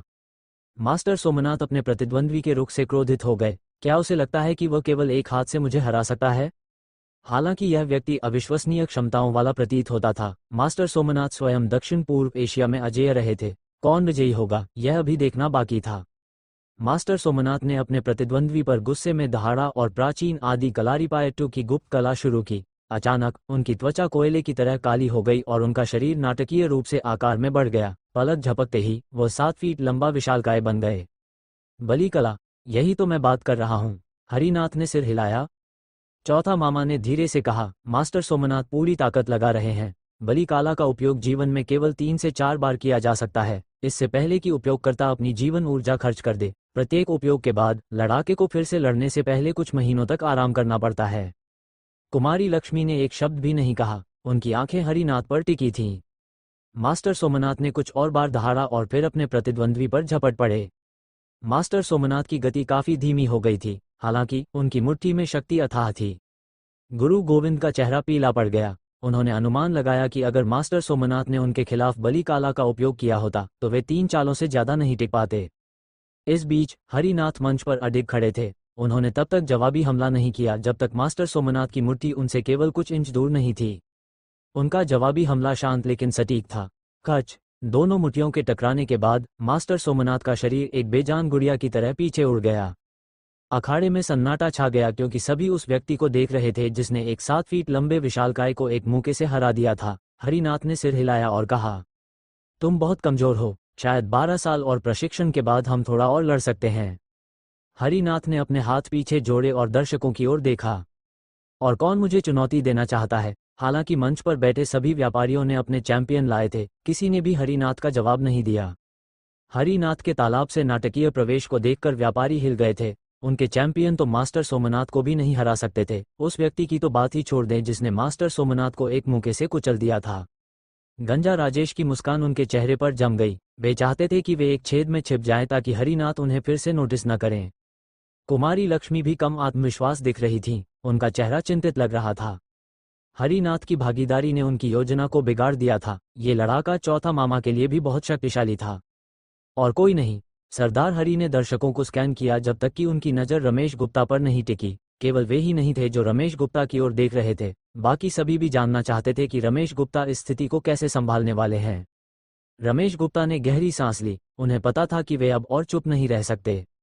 वे गंगा उत्तर क्षेत्र के सबसे शक्तिशाली और प्रभावशाली धनकुबेर थे, इसलिए उन्हें हरिनाथ का सामना करने का बोझ उठाना होगा। उन्होंने गुरु गोकुल से धीरे से पूछा, गुरु गोकुल, क्या आप इसे संभाल सकते हैं? गुरु गोकुल गंभीरता से खड़े हुए और रमेश गुप्ता को गहरे झुककर अभिवादन किया। रमेश जी, इन वर्षों में आपके देखभाल के लिए मैं आभारी हूँ। मैं आधा कब्र में हूँ, तो क्या हुआ, मुझे आपके लिए आखिरी बार लड़ने दें। गुरु गोकुल पूरी तरह से त्याग के साथ लड़ने के लिए तैयार थे। रमेश गुप्ता ने गुरु गोकुल को चिंतित नजरों से देखा। खुद को मजबूर न करें, हम अभी के लिए हार मान सकते हैं। गुरु गोकुल ने हल्के से सिर हिलाया और मंच की ओर चल पड़े। उन्होंने अपनी कमर सीधी की और ऐसा लग रहा था जैसे वे 20 साल छोटे हो गए हों। गुरु गोकुल को मंच पर चलते देख हरिनाथ के चेहरे से मुस्कान गायब हो गई। उन्होंने बूढ़े व्यक्ति को संदिग्ध रूप से देखा और पूछा, एक ऐसे व्यक्ति के रूप में जिसने अति विशिष्ट सिद्धि हासिल की है, आप एक योग्य प्रतिद्वंद्वी होने चाहिए। हालांकि ये शर्म की बात है कि आपको बहुत समय पहले चोट लगी थी और इसने आपकी शक्ति को काफी हद तक प्रभावित किया है। आपके युद्ध रुख के आधार पर मैं अनुमान लगाता हूं कि आप गोकुल परिवार से हैं। क्या आप गोकुल प्रताप को जानते हैं? गुरु गोकुल ने अपनी भौहें सिकोड़ लीं और कहा, आप मेरे परिवार को जानते हैं?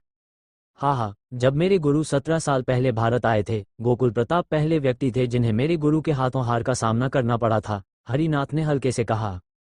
ये कैसे संभव है? गुरु गोकुल का चेहरा उदास हो गया। गोकुल परिवार एक 200 साल पुराना मार्शल आर्ट्स परिवार था। परिवार के मुखिया गोकुल प्रताप एक पौराणिक व्यक्ति थे जिन्होंने अंतर्गति शक्ति साधना में शीर्ष स्तर तक पहुंच लिया था। अपने पूरे जीवन में उन्हें केवल एक बार हार का सामना करना पड़ा था। उस युद्ध में उन्हें गंभीर चोटें आई थीं और उन चोटों ने उनकी साधना को बहुत हद तक बाधित किया था। अगर वे चोटें न होती तो वे पहले ही महाउत्तमा अवस्था में प्रवेश कर चुके होते। गुरु गोकुल को अपने अंदर एक चुभन वाला डर महसूस हुआ और उन्होंने अनिच्छा से पूछा, आपके गुरु कौन है? हरिनाथ ने अपने हाथ पीछे जोड़े और उन्हें नाम बताया। समुद्रा संघ के महागुरु रघुनाथ। उनके गुरु का नाम सुनकर दर्शकों में आश्चर्य की लहर दौड़ गई। हालांकि बहुत से लोगों ने महागुरु रघुनाथ का नाम नहीं सुना था। समुद्रा संघ एक घरेलू नाम था। यह एक प्राचीन संगठन था जो विश्व भर में फैला हुआ था। यह विदेशी भारतीयों के बीच सबसे बड़ा संगठन था। इस प्राचीन गुप्त संगठन की विशाल शक्ति की तुलना में गंगा उत्तर के इन व्यापारियों और महिलाओं की शक्ति लगभग न के बराबर थी। यहाँ तक कि रमेश गुप्ता, जो गंगा उत्तर में सबसे शक्तिशाली व्यक्ति थे, समुद्रा संघ के सदस्य बनने से पहले कुछ भी नहीं थे। किसी ने हांफते हुए महसूस किया जब उन्हें अंततः समझ आया। हरिनाथ, वह समुद्रा संघ का, हिमालय का शेर है। विदेश में रहने वाले कुछ दर्शक इस रहस्योद्घाटन से हैरान थे। हालांकि किसी ने हरिनाथ का नाम नहीं सुना था, लेकिन हिमालय का शेर के लिए ऐसा नहीं था। अफवाह थी कि वह हिमालय से एक अमीर भारतीय व्यक्ति था। वह आर्कटिक के पास शिपिंग मार्ग को नियंत्रित करता था और सभी शिपिंग बेड़ों को बेरिंग स्ट्रेट पार करने के लिए सीधे उसके परिवार को टोल देना पड़ता था। उसकी कंपनी एक छोटे देश जितनी शक्तिशाली थी, गंगा उत्तर के ये व्यापारी बस तुलना नहीं कर सकते थे। इस रहस्योद्घाटन के बाद रमेश गुप्ता का दिल डूब गया क्योंकि उन्होंने सारी उम्मीद खो दी। उन्हें तुरंत पता चल गया कि हरिनाथ इनाम के पीछे नहीं था, वह यहाँ बहुत बड़े मछली को पकड़ने आया था। हरिनाथ अधिकांश टूर्नामेंट में मौजूद लोगों से अधिक अमीर और संसाधन संपन्न था और उसके पास समुद्रा संघ का समर्थन भी था। अगर उसने गंगा उत्तर में लंबे समय तक रहने की योजना बनाई तो वो कुछ ही समय में स्थानीय शक्ति को एकजुट कर सकता था। चौथा मामा ने धीरे से टिप्पणी की, वो महागुरु रघुनाथ का शिष्य है। कोई आश्चर्य नहीं कि वह इतना शक्तिशाली है। महागुरु रघुनाथ कौन है? कुमारी लक्ष्मी ने पूछा। महोदया, आप उनकी याद रखने के लिए बहुत छोटी हैं। जब महागुरु रघुनाथ प्रसिद्ध हुए तब आप केवल 10 साल की थीं। चौथा मामा ने कटुता से मुस्कुराया। महागुरु रघुनाथ समुद्रा संघ के एक सन्यासी गुरु थे। अफवाह थी कि उन्होंने आर्कटिक टुंड्रा पर प्रबुद्धता प्राप्त की थी और उन्होंने सहस्र छल कला नामक एक गुप्त कला बनाई थी जिसमें अलौकिक शक्तियां थीं। जब वे पहली बार भारत आए, उन्होंने लगातार 16 गुरुओं को हराया और जल्दी ही अपना नाम बना लिया। यह पागलपन है, कुमारी लक्ष्मी ने हाँफते हुए कहा। उनके शानदार परिवार की उपलब्धियों ने उन्हें ताकत और आत्मविश्वास दिया था, खासकर ये तथ्य कि उनके रैंकों में एक महाउत्तमा गुरु था। हालांकि चूंकि महागुरु रघुनाथ भारत के अंदर और बाहर नंबर 1 गुरु थे, उन्होंने अनुमान लगाया कि वह किसी भी महाउत्तमा गुरु से अधिक शक्तिशाली थे। बाद में क्या हुआ? कुमारी लक्ष्मी ने उत्सुकता से पूछा। सौभाग्य से गुरु योगेश नाथ ने हस्तक्षेप किया और महागुरु रघुनाथ की उग्रता को रोक दिया। उन्होंने महागुरु रघुनाथ को भारत की धरती पर फिर कभी कदम न रखने की शपथ दिलाई। चौथा मामा ने कहा और फिर एक आह भरी। सूरत के गुरु योगेश नाथ, कुमारी लक्ष्मी ने फिर से हाँफते हुए कहा। उनके चेहरे पर आश्चर्य साफ लिखा था। महागुरु रघुनाथ की तुलना में योगेश नाथ का नाम उनके लिए बहुत परिचित था। उन्हें सभी लोग एक मार्शल आर्ट्स प्रतिभा के रूप में मानते थे और उन्हें अमर अवस्था में प्रवेश करने वाला सबसे संभावित मार्शल कलाकार माना जाता था। वे उत्तरी भारत के मार्शल आर्ट्स समुदाय के स्तंभ थे। यहाँ तक कि कुमारी लक्ष्मी के पिता लक्ष्मी परिवार के महाउत्तमा गुरु योगेश नाथ की बहुत प्रशंसा करते थे। वास्तव में गुरु योगेश नाथ ने महागुरु रघुनाथ के साथ अपने द्वंद्व के बाद एक घरेलू नाम बन गए थे। चौथा मामा ने सिर हिलाया। तब तक मंच पर लड़ाई पहले ही समाप्त हो चुकी थी। नुकसान के बावजूद गुरु गोकुल को अपने प्रतिद्वंद्वी का सामना करना पड़ा। आखिरकार रमेश गुप्ता और पूरे गंगा उत्तर व्यापारिक समुदाय का सम्मान दांव पर था। हालांकि उनके और हरिनाथ के बीच का अंतर बहुत बड़ा था। उनकी बुढ़ापा और पुरानी चोटों ने उनके प्रदर्शन पर भारी असर डाला था। गुरु गोकुल को उनके प्रतिद्वंद्वी की 7वीं चाल पर एक प्रहार मिला। हरिनाथ के ताड़ प्रहार ने उन्हें उड़ा दिया। सौभाग्य से हरिनाथ ने अपनी शक्ति को रोक लिया था। वह यहाँ गुटों को एकजुट करने आया था, न कि किसी को मारने। अभी के लिए वह केवल अपनी शक्ति का प्रदर्शन करना चाहता था और गुरु गोकुल को गंभीर रूप से घायल करने का इरादा नहीं था। क्या तुम और आगे बढ़ना चाहते हो? हरिनाथ ने मंच पर बैठे व्यापारियों और महिलाओं पर नजर डाली और पूछा। रमेश गुप्ता का चेहरा डर से विकृत हो गया था। उन्होंने सिर झुकाया और हार मान ली। हम आत्मसमर्पण करते हैं। वाह वाह, गुप्ता जी अपनी कुर्सी से उछल पड़े और उत्साह से हवा में अपनी मुठ्ठियां लहराईं। रमेश गुप्ता बहुत लंबे समय तक नंबर 1 की स्थिति पर बैठे थे और अब चीजें अंततः बदलने वाली थीं। सभी ने युद्ध के ढोल की चुपके से बजने वाली ध्वनि को महसूस किया, क्योंकि पूर्व नंबर 1 की स्थिति को एक उभरती नई शक्ति द्वारा चुनौती दी जा रही थी। हरिनाथ ने मंच पर बैठे व्यापारियों और महिलाओं के चेहरों का सर्वेक्षण किया। सभी ने अपने सिर झुका लिए और हरिनाथ की नजरों का सामना करने की हिम्मत नहीं की। विक्रम सिंह के चेहरे पर निराशा और डर साफ लिखा था। हरिनाथ, यह वही है, अर्जुन भट्ट का भाई, वह अपने भाई का बदला लेने आया है। हालांकि हरिनाथ ने केवल उनकी ओर एक नज़र डाली। ये हरिनाथ के लिए स्पष्ट था कि विक्रम सिंह अपने भाई को हराने के लिए बहुत कमजोर थे। हरिनाथ ने घोषणा की, मेरा भाई अर्जुन भट्ट वाराणसी में गायब हो गया था। मुझे किसी के साथ कोई समस्या नहीं है अगर उन्होंने उसे निष्पक्ष लड़ाई में हराया, लेकिन मुझे उसे ढूंढना होगा। वह मेरा भाई है और मेरे गुरु महागुरु रघुनाथ का शिष्य है। अगर कोई नहीं जानता कि मेरा भाई कहाँ है, तो मुझे आप में से एक को ले जाना होगा ताकि मैं अपने गुरु को जवाब दे सकूं। हरिनाथ ने अपनी आंखें गोल की और बदले की भावना से घोषणा की, गुरु चंद्रा, मुझे पता है कि तुम यहाँ हो। तुमने मेरे भाई को हराया और मेरे गुरु की प्रतिष्ठा को कलंकित किया। क्या तुम्हें लगता है कि तुम इससे बच सकते हो? मैं, हरिनाथ, तुम्हारे लिए आया हूँ। मुझे दिखाओ कि तुम में क्या दम है। कोई भी एक शब्द बोलने की हिम्मत नहीं कर सका और केवल हरिनाथ की गूंजती आवाज खुले स्थान में गूंज रही थी। सभी दर्शक एक ही सवाल पूछ रहे थे, गुरु चंद्रा कौन है? उसने क्या किया कि इतने प्रसिद्ध और शक्तिशाली लड़ाके का गुस्सा भड़क गया? दर्शकों में से किसी ने बुदबुदाया, क्या वो वाराणसी के गुरु चंद्रा की बात कर रहा है? ये सवाल सुनकर सभी हैरान रह गए। उन्हें वाराणसी के एक निश्चित गुरु चंद्रा के बारे में खबर याद आई, जो बिजली को नियंत्रित करने में सक्षम था। हालांकि क्या वह बाहर आएगा और इतने भयानक प्रतिद्वंद्वी की चुनौती का सामना करेगा? ज्यादातर लोगों को ऐसा नहीं लगा। मुझे डर है कि गुरु चंद्रा बहुत पहले ही गंगा उत्तर से भाग चुका है। अब हमें उसके कार्यों के परिणाम भुगतने होंगे। हरिनाथ ने सवाल पूछने के बाद मंच पर एक झंडे की तरह स्थिर खड़ा रहा। 1 मिनट, 2, 3, गुरु चंद्रा अभी भी कहीं नजर नहीं आ रहा था। विक्रम सिंह के पैर कांप रहे थे क्योंकि वे अपनी आखिरी उम्मीद खोने वाले थे। क्या गुरु चंद्रा वाकई भाग गया? रमेश गुप्ता ने सिर हिलाया और एक कुरूप मुस्कान दी। मैं क्या सोच रहा हूँ? क्या मुझे वाकई लगता है कि एक सर्वशक्तिमान गुरु चंद्रा प्रकट होगा और हरिनाथ के खिलाफ खड़ा होगा और दिन बचाएगा? सपने देखना बंद करो, गुरु चंद्रा शायद सबसे अच्छा एक ढोंगी है। अचानक दर्शकों में से कोई धीरे धीरे खड़ा हुआ, क्या तुम मेरी बात कर रहे हो? अध्याय 57, एक मुक्का ही काफी है। सभी ने अरुण शर्मा की ओर देखा।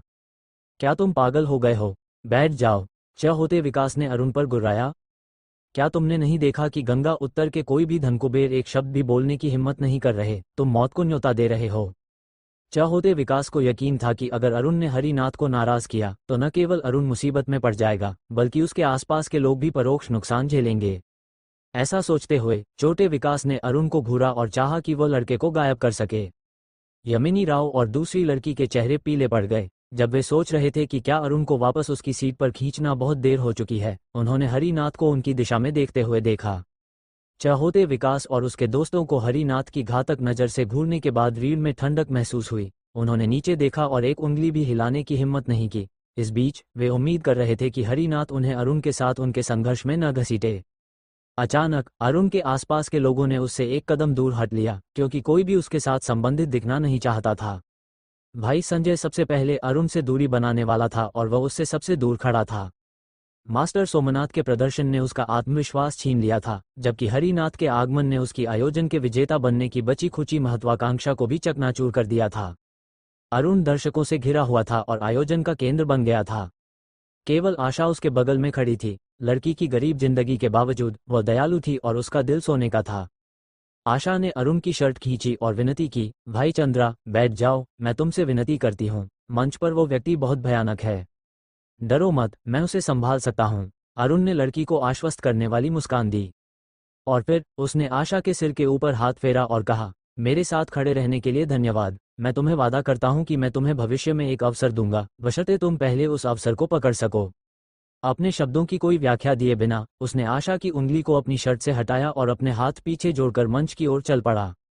आशा भीड़ के बीच छूट गई। अरुण की देखभाल करने वाली और गर्मजोशी भरी मुस्कान की छवि उसके दिमाग में रही और नहीं गई। अचानक उसे एक अनाम पछतावे और दुख की अनुभूति हुई, क्योंकि उसकी आंखों में आंसू उमड़ आए। अरुण मंच की ओर टहलता हुआ चला गया और दर्शकों ने जल्दी से उसके लिए रास्ता बना दिया। अधिकांश लोग उसे ऐसे घूर रहे थे जैसे वह पागल हो। कुछ जिनमें अभी भी थोड़ी अंतरात्मा बाकी थी। उन्होंने चिंतित होकर लड़के से कहा, अरे छोटे, वह गुरु चंद्रा को ढूंढ रहा है, तुम्हें नहीं, रुक जाओ। सभी को लगता था कि गुरु चंद्रा 40 साल का एक मध्यम आयु का व्यक्ति होगा, जैसे मास्टर शंकर। हालांकि ये लड़का केवल 17 साल का था और लोगों को विश्वास करना मुश्किल हो रहा था कि वह गुरु चंद्रा है। अरुण ने हल्की मुस्कान दी और चुप रहा क्योंकि वह टहलता रहा। जब वो मंच के नीचे पहुंचा, उसने सिर उठाकर मंच की सतह को देखा और मंच पर चढ़ना शुरू किया। उसका प्रवेश पिछले लड़ाकों की तुलना में सबसे कम प्रभावशाली था, जो नायकों की तरह मंच पर कूदे थे। जब रमेश गुप्ता ने लड़के को मंच पर चढ़ते देखा तो उसे लगा कि लड़का बहुत परिचित लग रहा है और इसलिए उसने अपनी आंखें सिकोड़ी और ध्यान से देखा। जब उसे एहसास हुआ कि यह वास्तव में अरुण शर्मा है तो वह बेचैनी के दौरे में पड़ गया। हालांकि वह लड़के के अभिमान से खुश नहीं था, उसकी बेटी उस पर मोहित थी और राधिका के पिता के रूप में वह बस बैठकर यह नहीं देख सकता था कि लड़का मर जाए। हरिनाथ का उपनाम हिमालय का शेर था और लड़के को नहीं पता था कि इस उपनाम ने उन अनगिनत दुर्भाग्यपूर्ण आत्माओं को ले लिया था जिन्होंने वही गलती की थी जो वह कर रहा था। तुम यहाँ क्या कर रहे हो? मंच से उतरो, रमेश गुप्ता ने अरुण पर चिल्लाया। अरुण ने व्यंग्यात्मक रूप से कहा, वो मुझे ढूंढ रहा है। रमेश गुप्ता चाहते थे कि वह मंच पर चलकर लड़के के चेहरे पर थप्पड़ मार दें। इसके बजाय उन्होंने गुस्से में चिल्लाया, वो गुरु चंद्रा को ढूंढ रहा है, तुम्हें नहीं। क्या तुम्हें लगता है कि जिसका भी उपनाम शर्मा है वह गुरु है? दर्शकों की तरह रमेश गुप्ता भी इस युवा लड़के और उनके मन में गुरु चंद्रा की छवि के बीच संबंध नहीं बना पा रहे थे। अरुण ने हैरानी से पलकें झपकाई और कहा, हाँ, मैं ही गुरु चंद्रा हूँ। रमेश गुप्ता का दिमाग चकरा गया। उन्हें लगा कि वह एक पेड़ के ठूंठ पर भौंक रहे हैं। तब तक गुरु गोकुल मंच पर चढ़ चुके थे और अरुण के पास चलकर आए और उसे गुस्से में डांटा, चलो यहाँ से, छोटे लड़के, तुम मुझे भी नहीं हरा सकते। हरिनाथ की तो बात ही छोड़ दो, अब वापस जाओ। हरिनाथ एक सम्माननीय लड़ाका है, वह एक अभिमानी बच्चे से दुश्मनी नहीं रखेगा। ऐसा कहते हुए उन्होंने अरुण के चेहरे पर अपनी भौहें सिकोड़ी, उसे मंच से उतरने और खुद को बचाने की इच्छा जताते हुए। हरिनाथ ने अपनी बाहें छाती के सामने मोड़ी और लड़के को हैरानी से देखा। अपने अनुभव के आधार पर वह बता सकते थे कि इस लड़के ने कभी भी एक दिन का मार्शल आर्ट्स प्रशिक्षण नहीं लिया था। वो किसी भी अंगरक्षक को भी नहीं हरा सकता था। अर्जुन भट्ट की तो बात ही छोड़ दें। इसके अलावा अंतर्गती शक्ति की साधना में लंबा समय लगता था और इसलिए एक अंतर्गती शक्ति उपयोगकर्ता को कम से कम गुरु गोकुल जितना उम्रदराज होना पड़ता था। हालांकि उनके सामने वाला लड़का गुप्ता जी के गुरु चंद्रा के वर्णन से मेल खाता था। बहरहाल, चूंकि उसने मुझे चुनौती देने की हिम्मत की है, मुझे उसका उदाहरण बनाना चाहिए और सभी को दिखाना चाहिए कि मेरे खिलाफ उठने का क्या होगा। हरिनाथ ने अपने मन में सोचा क्योंकि उसकी आंखें गहरी हो गईं। मंच पर बैठे अन्य व्यापारी अरुण को समान रूप से अफसोस और प्रशंसा की नज़रों से देख रहे थे। वे उसकी हिम्मत की प्रशंसा करते थे कि उसने हरिनाथ के खिलाफ उठने की हिम्मत की। हालांकि वे उसकी कम उम्र के कारण उसकी अदूरदर्शिता पर भी अफसोस जताते थे। कुमारी लक्ष्मी ने धीरे से कहा, चौथा मामा, क्या आप उसे बचा सकते हैं? हम बस बैठकर एक लड़के को मरते हुए नहीं देख सकते। चौथा मामा ने असहाय रूप से सिर हिलाया, बचाव से शायद कोई फायदा नहीं होगा। हरिनाथ गंगा उत्तर क्षेत्र में शक्ति को एकजुट करने के लिए दृढ़ है। अगर हम अभी खड़े हुए तो हम पहला गुट होंगे जिसे खत्म किया जाएगा। कुमारी लक्ष्मी की आंखें मंद पड़ गईं क्योंकि उन्होंने असहाय रूप से अपने मन में अफसोस जताया। वे इस साल के टूर्नामेंट के परिणाम को लेकर बहुत आशावादी थीं और उन्हें जरा भी संदेह नहीं था कि वे विजयी होंगी। हालांकि हरिनाथ के आगमन ने उनकी योजना को पूरी तरह से बर्बाद कर दिया था। हरिनाथ वह नहीं था जिससे वे वास्तव में डरती थीं। ये हरिनाथ के पीछे की शक्ति थी जो मेज पर मौजूद सभी गुटों की संयुक्त शक्ति से भी अधिक प्रभावशाली थी। ऐसा लगता है कि मैं अब तक एक चट्टान के नीचे रह रही थी, कुमारी लक्ष्मी ने अफसोस जताया। कई दर्शक भी यही सोच रहे थे, ये लड़का पागल है। अगर वह मौत को न्योता देना चाहता है तो उसे करने दो। आशा स्थिति से इतनी परेशान थी कि वह किसी भी क्षण रोने लग सकती थी। अचानक हरिनाथ ने हल्के से कहा, मैं एक गुरु की तलाश में हूँ, न कि किसी ऐसे व्यक्ति की जिसका उपनाम शर्मा है। लेकिन बेशक, अगर तुम वाकई मुझसे लड़ना चाहते हो तो मैं तुम्हें बाध्य करूंगा, लेकिन मैं तुम्हें चेतावनी देता हूँ, ये बहुत दर्द देगा। अरुण पानी पर चलने वाले और लगभग अजेय मार्शल आर्ट्स गुरु से बेफिक्र था। उसने अपनी नाक रगड़ी और हल्के से कहा, अगर तुम उस गुरु चंद्रा की तलाश में हो जिसने तुम्हारे भाई को हराया तो तुम अभी उसे देख रहे हो। सभी ने जो सुना उससे हक्का बक्का रह गए। उसने क्या कहा? क्या उसने कहा कि वो गुरु चंद्रा है? मंच पर बैठे व्यापारी धनकुबेर भी इस रहस्योद्घाटन से हैरान थे। सचमुच, हरिनाथ स्तब्ध था और कुछ देर तक एक शब्द भी नहीं बोला। अरुण ने फिर से कहा, तुम्हारा भाई अर्जुन भट्ट की मार्शल आर्ट्स हास्यास्पद थी। मैंने उसे केवल एक चाल से डरा दिया और उसने अपनी पूंछ घुमाई, इसलिए मुझे एक और चाल का पालन करना पड़ा। अरुण ने हरिनाथ के चेहरे पर गंभीर अभिव्यक्ति को नजरअंदाज किया और आगे कहा, मुझे लगा था कि तुम्हारा गुरु महागुरु रघुनाथ उसका बदला लेने आएगा, इसलिए मैंने हर हाल में कुछ अंतिम प्रहार तैयार किए थे, लेकिन चूंकि यह केवल तुम हो, मुझे लगता है कि मुझे तैयार करने की जरूरत नहीं थी। बहरहाल तुम्हारा दिमाग काफी रचनात्मक है। मैंने पहले कभी पानी पर चलने के बारे में नहीं सोचा था, तुम्हारे लिए अच्छा है। वह हरिनाथ द्वारा पानी पर चलने के लिए उपयोग की गई तकनीक पर विचार कर रहा था और इसलिए हरिनाथ की चुनौती का जवाब देने में देर हो गई।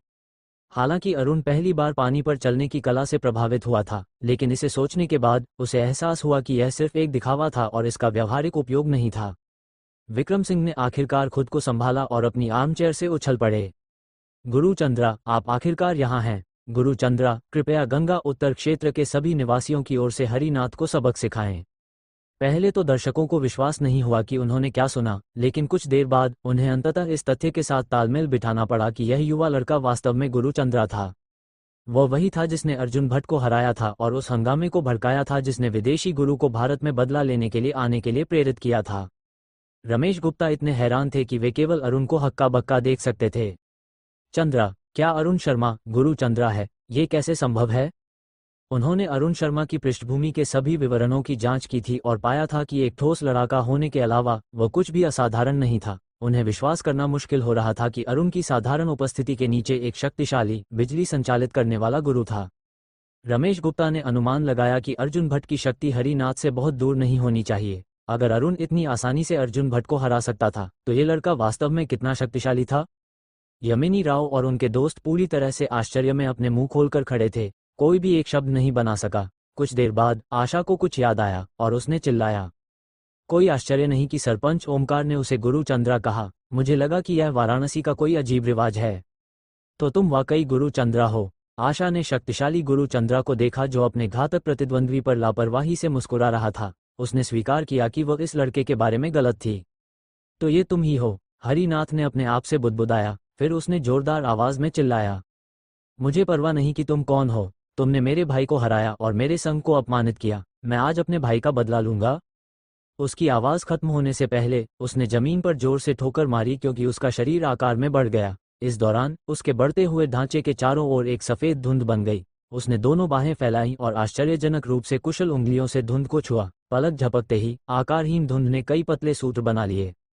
ये सूत्र हरिनाथ के चारों ओर तैर रहे थे। वे इतने तेज थे कि वे आसानी से धातु को भेद सकते थे। अगर ऐसा एक सूत्र मानव शरीर पर लगता तो ये लगभग निश्चित रूप से उस व्यक्ति को तुरंत मार देता।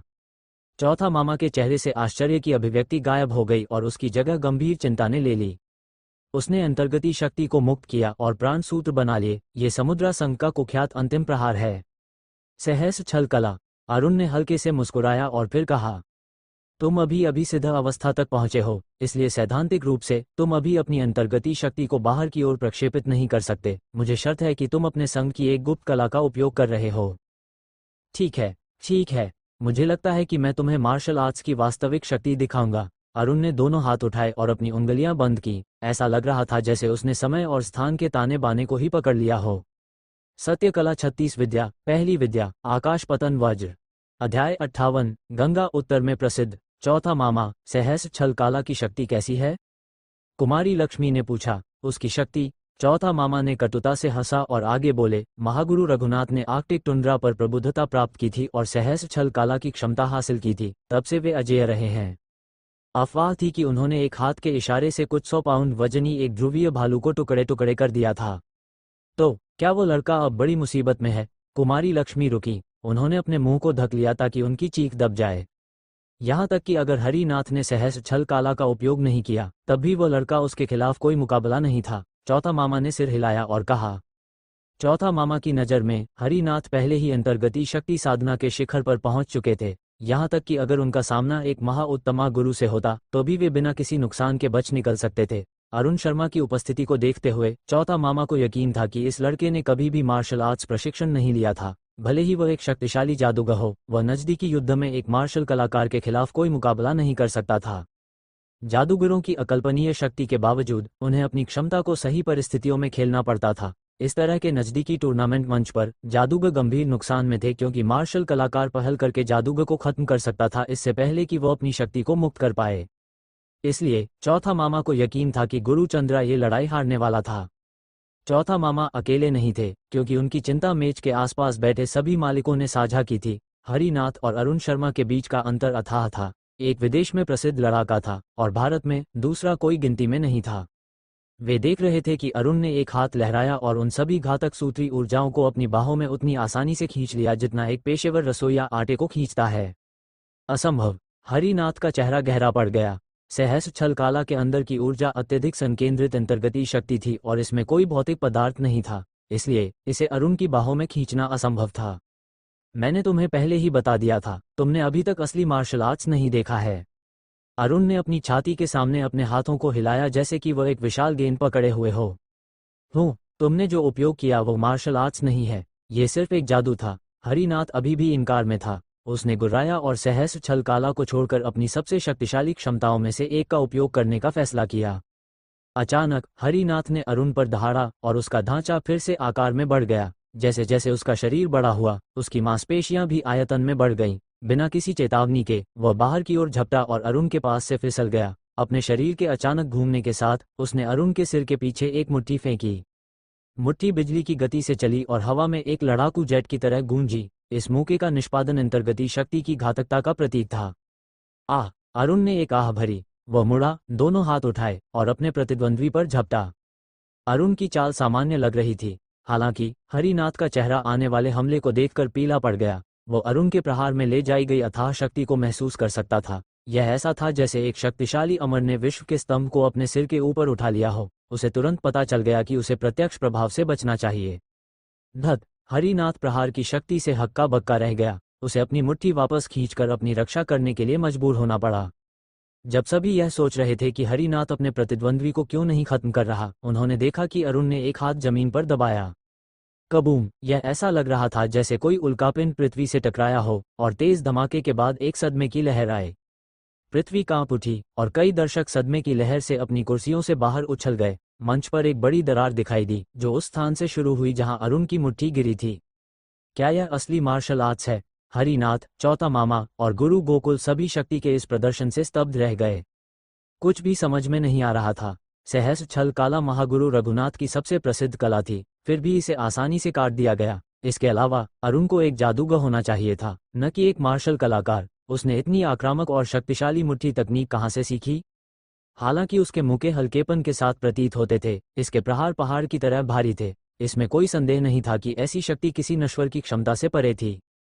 इस विकास को देखने के बाद हरिनाथ का दिमाग चकरा गया। गुरु चंद्रा एक जादूगर नहीं, बल्कि एक मार्शल कलाकार था, वह भी एक शक्तिशाली। अरुण की शारीरिक शक्ति और अंतर्गती शक्ति साधना उससे कम शक्तिशाली नहीं थी। उसने अनुमान लगाया कि यहाँ तक कि उसके गुरु महागुरु रघुनाथ भी इस लड़के को बिना संघर्ष के हरा नहीं सकते थे। उसकी तो बात ही छोड़ दें। अब मुझे क्या करना चाहिए? हरिनाथ हिचकिचाया। अरुण ने अचानक अपनी बाहें खोल दी जैसे एक सारस अपने पंख फैलाता है। दूसरी विद्या, विनम्र मेघ हस्त। धत। बस बहुत हुआ। तब तक हरिनाथ ने लड़ने की सारी भूख खो दी थी, इसलिए वह पीछे हट गया। जैसे ही वह पीछे हटा, अरुण ने अपने सामने दोनों हाथ लहराए और पलक झपकते ही हरिनाथ को पकड़ लिया। यह असंभव है। गुस्सा और डर ने हरिनाथ को फिर से हमला करने के लिए प्रेरित किया, क्योंकि उसने अरुण पर आखिरी मुक्का फेंका। यह मुक्का उसका अंतिम प्रहार था, क्योंकि उसने अपनी सारी अंतर्गती शक्ति को अपनी मुट्ठी में डाल दिया था। यह एक ग्रेनाइट चट्टान को कुचल सकता था, मानव मांस की तो बात ही छोड़ दें। अरुण का जवाबी हमला लगभग आलसी लग रहा था। उसने अपनी उंगली को हल्के से हवा में फेरा और हरिनाथ की छाती तक पहुंच गया। हरिनाथ ने चिल्लाया और उसका हमला ठंडा पड़ गया। हरिनाथ डगमगाया लेकिन खड़ा होने में कामयाब रहा। जब सभी ने अरुण द्वारा किए गए नुकसान को देखा तो वे हांफने लगे। हरिनाथ के शरीर पर एक बड़ा घाव था जो उसकी छाती को खोल रहा था। घाव इतना गहरा था कि कोई उसकी सफेद पसली की हड्डियों को देख सकता था। अरुण केवल अपनी उंगलियों के हल्के से फेरने से अपने प्रतिद्वंद्वी को तबाह करने में सक्षम था। अगर उसने मुट्ठी या ताड़ प्रहार का उपयोग किया होता तो हरिनाथ अब तक मर चुका होता। वो बहुत शक्तिशाली है। पीछे हटो, मुझे यहाँ से निकलना होगा। हरिनाथ केवल भागने के बारे में सोच सकता था। समय खत्म हो रहा था। जब से वह मार्शल कलाकार बना था, उसने कभी इतने शक्तिशाली व्यक्ति से मुलाकात नहीं की थी। चाहे वह आकाश पतन वज्र हो या विनम्र मेघहस्त, वह इनमें से किसी की शक्ति का सामना नहीं कर सकता था। निराशा में उसने अपनी आखिरी बची ऊर्जा को चैनल किया और पानी पर चलने की गुप्त कला शुरू की ताकि वह भाग सके। वह अपनी एड़ी पर मुड़ा और झील की ओर दौड़ा। हरिनाथ की योजना सरल थी। पहले झील तक पहुंचो, अगर अरुण भी पानी पर चलने में सक्षम हुआ तो उसे उस समय उसका सामना करना होगा, लेकिन अभी झील उसकी एकमात्र आशा थी। पलक झपकते ही हरिनाथ झील के किनारे पर पहुंच गया था और जब उसका एक पैर पानी की सतह को छुआ तो उसने लगभग राहत की सांस ली। हालांकि पीछे से एक गूंजती आवाज आए, तीसरी विद्या, शून्य आयाम तरंग। सभी ने देखा कि अरुण ने अपनी उंगलियां बंद की और बहुत हल्केपन के साथ उसने हवा में एक मुक्का मारा। उसकी हरकत लगभग आलसी लग रही थी। अरुण के मुक्के के बाद किसी को कुछ भी महसूस नहीं हुआ, यहाँ तक कि हवा भी नहीं हिली। हालांकि मंच से दूर हरिनाथ का शरीर कांप उठा और उसकी पीठ पर एक प्रहार हुआ। प्रहार की शक्ति उसके शरीर में पीछे से लहर की तरह गुजरी, क्योंकि हरिनाथ की छाती पर अचानक एक मुट्ठी के आकार का उभार उभर आया। वह एक और कदम उठाना चाहता था, लेकिन उसके पैर बहुत भारी थे। कुछ सेकंड बाद हरिनाथ आखिरकार जमीन पर ढह गया। अरुण ने कुछ दर्जन कदम की दूरी पर अपने प्रतिद्वंद्वी को एक ठोस प्रहार मारा था। अमरों का 100 कदम मुक्का। चौथा मामा हांफते हुए अपनी सीट से उछल पड़े। यह एक महाउत्तमा गुरु की प्रमुख तकनीक थी। पहले की कोई भी तकनीक, चाहे वह सहस्र छल काला हो या आकाश पतन वज्र, ने अरुण के आखिरी हमले की तरह बिना किसी सहायता के अंतर्गति शक्ति को सीधे मुक्त नहीं किया था। इसलिए केवल आखिरी प्रहार ही अरुण की शक्ति का सच्चा संकेतक था। केवल एक महाउत्तमा गुरु ही 100 कदम दूर से मार सकता था और वह इसे भूत की तरह चुपके से कर सकता था। हरिनाथ कांपते हुए अपने पैरों पर खड़ा होने में कामयाब रहा। उसने कटुता से मुस्कुराया और पूछा, ये किस तरह की तकनीक है? सत्य कला 36 विद्या की पहली 3 विद्याएं। अरुण ने खुद को संभाला और हल्के से कहा, मैंने 7 विद्याएं तैयार की थीं, ये सोचकर कि मुझे तुम्हारे गुरु से लड़ना होगा। ये शर्म की बात है कि मैं तुम्हें बाकी 4 जो मैंने तैयार की थीं नहीं दिखा सका। हाँ, सत्य कला 36 विद्या, क्या यह अमरों की कला है? हरिनाथ की आवाज़ कमज़ोर हो रही थी। मैं शुरू से ही गलत था। मैं ये कैसे नहीं देख सका कि गुरु चंद्रा एक मार्शल आर्ट्स के महागुरु थे। मैं तुम्हें असली शक्ति दिखाने के लिए धन्यवाद देता हूँ। हरिनाथ की कमज़ोर आवाज़ फीकी पड़ गई और वह फिर से जमीन पर ढह गया। इस बार वह फिर से नहीं उठा। एक प्रसिद्ध लड़ाका और व्यवसायी महागुरु रघुनाथ का विश्वासपात्र और शिष्य आखिरकार हार गया था। अरुण ने अपने हाथ पीछे जोड़े और हल्के से पूछा, क्या कोई और है जो मुझसे मुकाबला करना चाहता है? मैदान अचानक सन्नाटे में डूब गया। दर्शक और व्यापारी एक जैसे चुप रहे। अरुण ने 10 मिनट से भी कम समय में हरिनाथ को हराकर सभी के पैरों तले से जमीन खींच ली थी। हरिनाथ कितना भी शक्तिशाली और महान था, वो अरुण की देवतुल्य क्षमताओं के सामने कोई मुकाबला नहीं था। अरुण की शक्ति किसी नश्वर की नहीं थी। अरुण की लापरवाही और हल्कापन ने भी हरिनाथ को हराने में नाटकीय प्रभाव जोड़ा था, जिससे उसकी शक्ति दर्शकों के लिए और भी भयानक हो गई थी। यमिनी राव और उनके आसपास के लोग अविश्वास में अरुण को हक्का बक्का देख रहे थे। आशा ने अपने मुंह को ढक लिया और मंच को खुशी और अविश्वास के साथ देखा। कुमारी लक्ष्मी इस विकास से हैरान थीं। ये पहली बार था जब उन्होंने एक लड़ाके की शक्ति का गलत अनुमान लगाया था। उन्हें मैच की शुरुआत में अपनी अदूरदर्शिता पर शर्मिंदगी महसूस हुई। भाई संजय की आंखें पछतावे से भरी थीं, क्योंकि उन्होंने पहले की अपनी मूर्खतापूर्ण सोच पर अफसोस जताया। गुप्ता जी अपनी कुर्सी में ढह गए और उनके चेहरे पर निराशा साफ लिखी थी। अगर गुरु चंद्रा उनके चैंपियन को हरा सकते थे तो वे पूरे आयोजन के लिए मंच पर हावी हो सकते थे। विक्रम सिंह के चेहरे पर एक व्यापक मुस्कान फैल गई। उन्हें लंबे समय से इतनी राहत महसूस नहीं हुई थी। गुरु चंद्रा, गुरु अरुण शर्मा, कोई आश्चर्य नहीं कि आपने गुरु गोकुल की चेतावनी पर ध्यान नहीं दिया। अगर मैं आप होता तो मुझे भी धन या शक्ति की परवाह नहीं होती। जैसा कि आपने कहा था, आप अपनी तलवार के एक झटके से किसी भी समस्या को दूर कर सकते हैं। मुझे आप पर विश्वास नहीं था, लेकिन अब है। रमेश गुप्ता ने लड़के को देखा और गंगा सागर के किनारे उनकी बातचीत को याद किया। उन्होंने सोचा था कि लड़का असहनीय रूप से अभिमानी था, अब मजाक उन पर था। उन्हें उस क्षण से पता था कि यह लड़का न केवल गंगा उत्तर क्षेत्र में बल्कि उत्तर प्रदेश में भी एक प्रभावशाली व्यक्ति बनने जा रहा था। सबसे महत्वपूर्ण बात यह थी कि रमेश गुप्ता अब यह उम्मीद छोड़ सकते थे कि वे लड़के की इच्छा को अपने लिए काम करने के लिए झुका सकते हैं। अध्याय 59। नमस्ते। गुरु चंद्रा अरुण शर्मा मंच पर उदासीन रूप से खड़े थे, जबकि उनके दर्शक इस विकास से स्तब्ध थे। दर्शकों के लिए हरिनाथ एक प्रसिद्ध मार्शल आर्ट्स धनकुबेर थे, जिनके पास शानदार उपाधियां थीं। वे हिमालय का शेर थे, समुद्रा संघ के महागुरु के शिष्य थे और उन्हें अंतर्गती शक्ति के विशेषज्ञ के रूप में भी सम्मानित किया जाता था।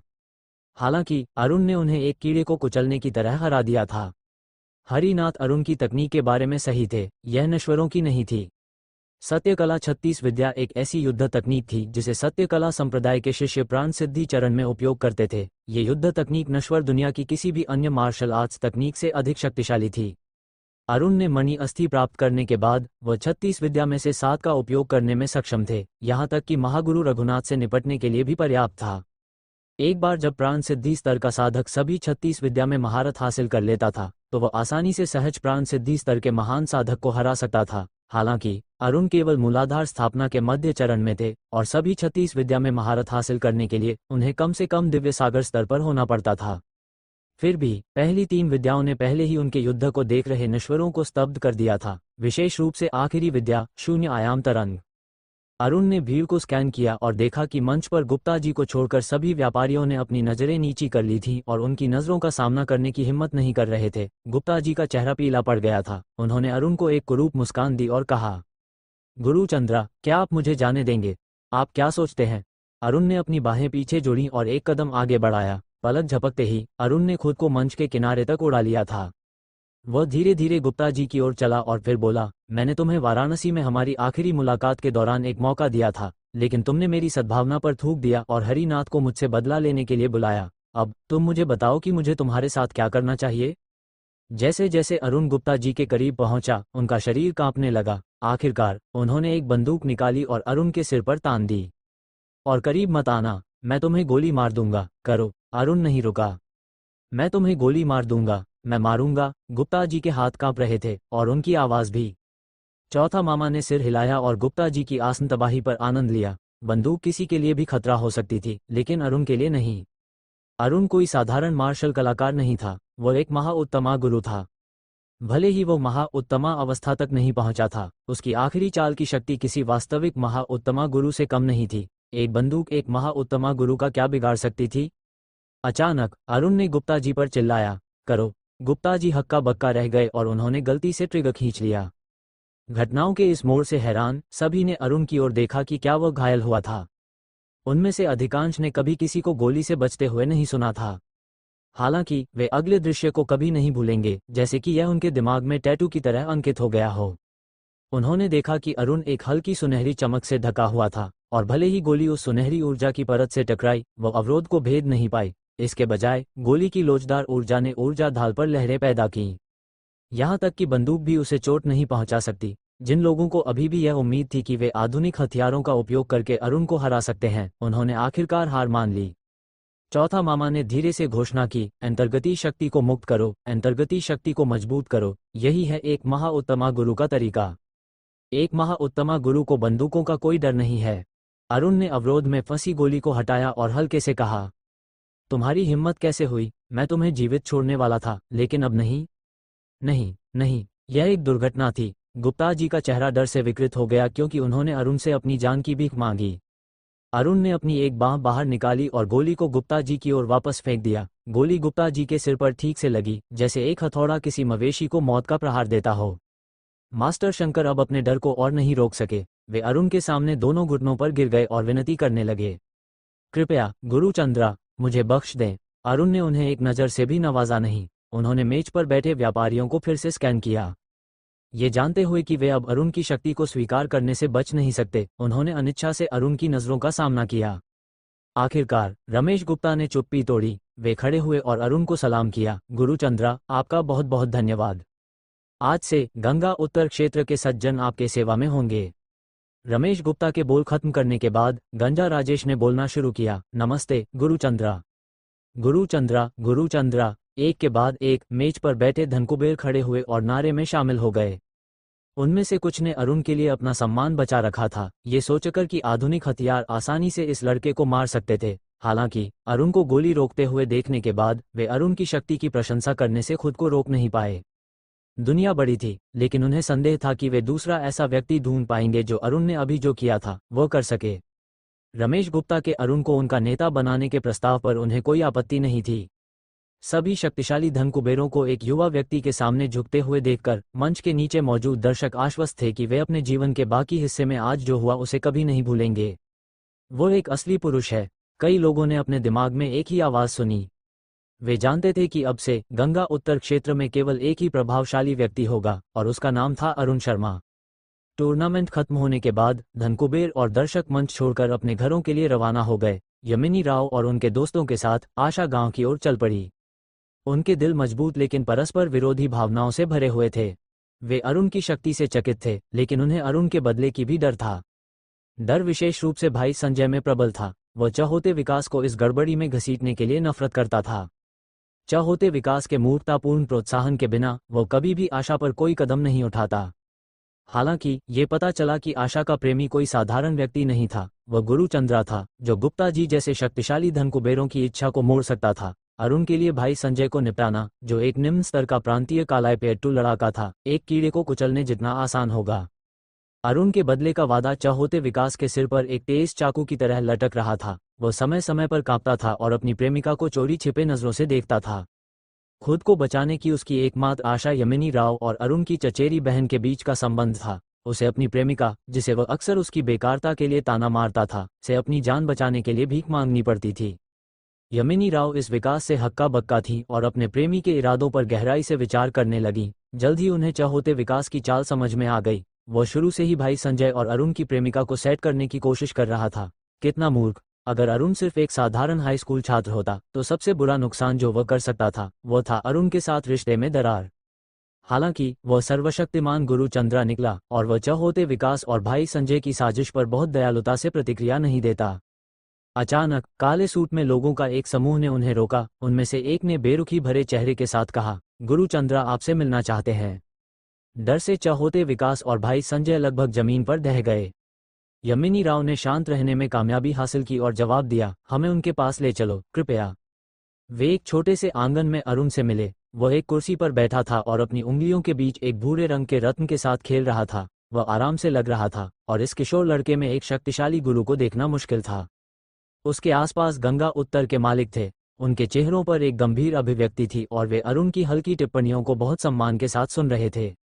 यमिनी राव और उनके दोस्त चुपके से आंगन में घुसे, मुश्किल से सांस लेने की हिम्मत कर रहे थे।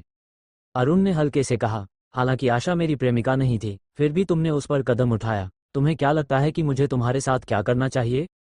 चहोते विकास और भाई संजय कांपने लगे। बिना ज्यादा सोचे दोनों ने अपने घुटने टेक दिए और अपनी जान की भीख मांगने लगे। यमिनी राव ने भी कहा, ये हमारी गलती है, लेकिन कृपया यमिनी के लिए उन्हें जीवित रहने दें। उन्हें जीवित रहने दें। अरुण ने मुस्कुराया, ठीक है, लेकिन तुम्हें आज जो हुआ उसे मेरी चचेरी बहन को बताने की अनुमति नहीं है। अगर तुमने अपना वादा तोड़ा तो मैं ये सुनिश्चित करूंगा कि तुम और तुम्हारा परिवार दुख भोगे, समझे? हाँ, यमिनी राव ने जवाब दिया। वह जानती थी कि उसके पूरे परिवार की जान दांव पर थी। चहोते विकास और भाई संजय ने यमिनी राव को आभार के साथ देखा। ठीक है, अब तुम जा सकते हो। अरुण ने हाथ हिलाकर विदा किया। आशा को छोड़कर सभी जल्दी से आंगन से बाहर निकल गए। गुरु चंद्रा, आप उन्हें बस ऐसे ही जाने दे रहे हैं? रमेश गुप्ता ने अविश्वास के साथ पूछा। मैं उन पर अपना समय बर्बाद नहीं करना चाहता, यह इसके लायक नहीं है, अरुण ने हल्के से कहा। आखिरकार उसे आशा की भी इतनी परवाह नहीं थी। अगर यह अनन्या राठौर होती जिसके खिलाफ वे साजिश रच रहे थे तो वो उन्हें जीवित नहीं छोड़ता। इसके बाद उसने अपने सामने जमीन पर घुटने टेके एक अन्य व्यक्ति को देखा। मास्टर शंकर, मुझे कैसे पता कि तुमने मुझे सच बताया है? मेरे स्वामी, अगर मैंने आपको एक भी झूठ बोला तो जैसे ही मैं यहाँ से बाहर निकलूंगा मुझे बस से टक्कर लग जाएगी।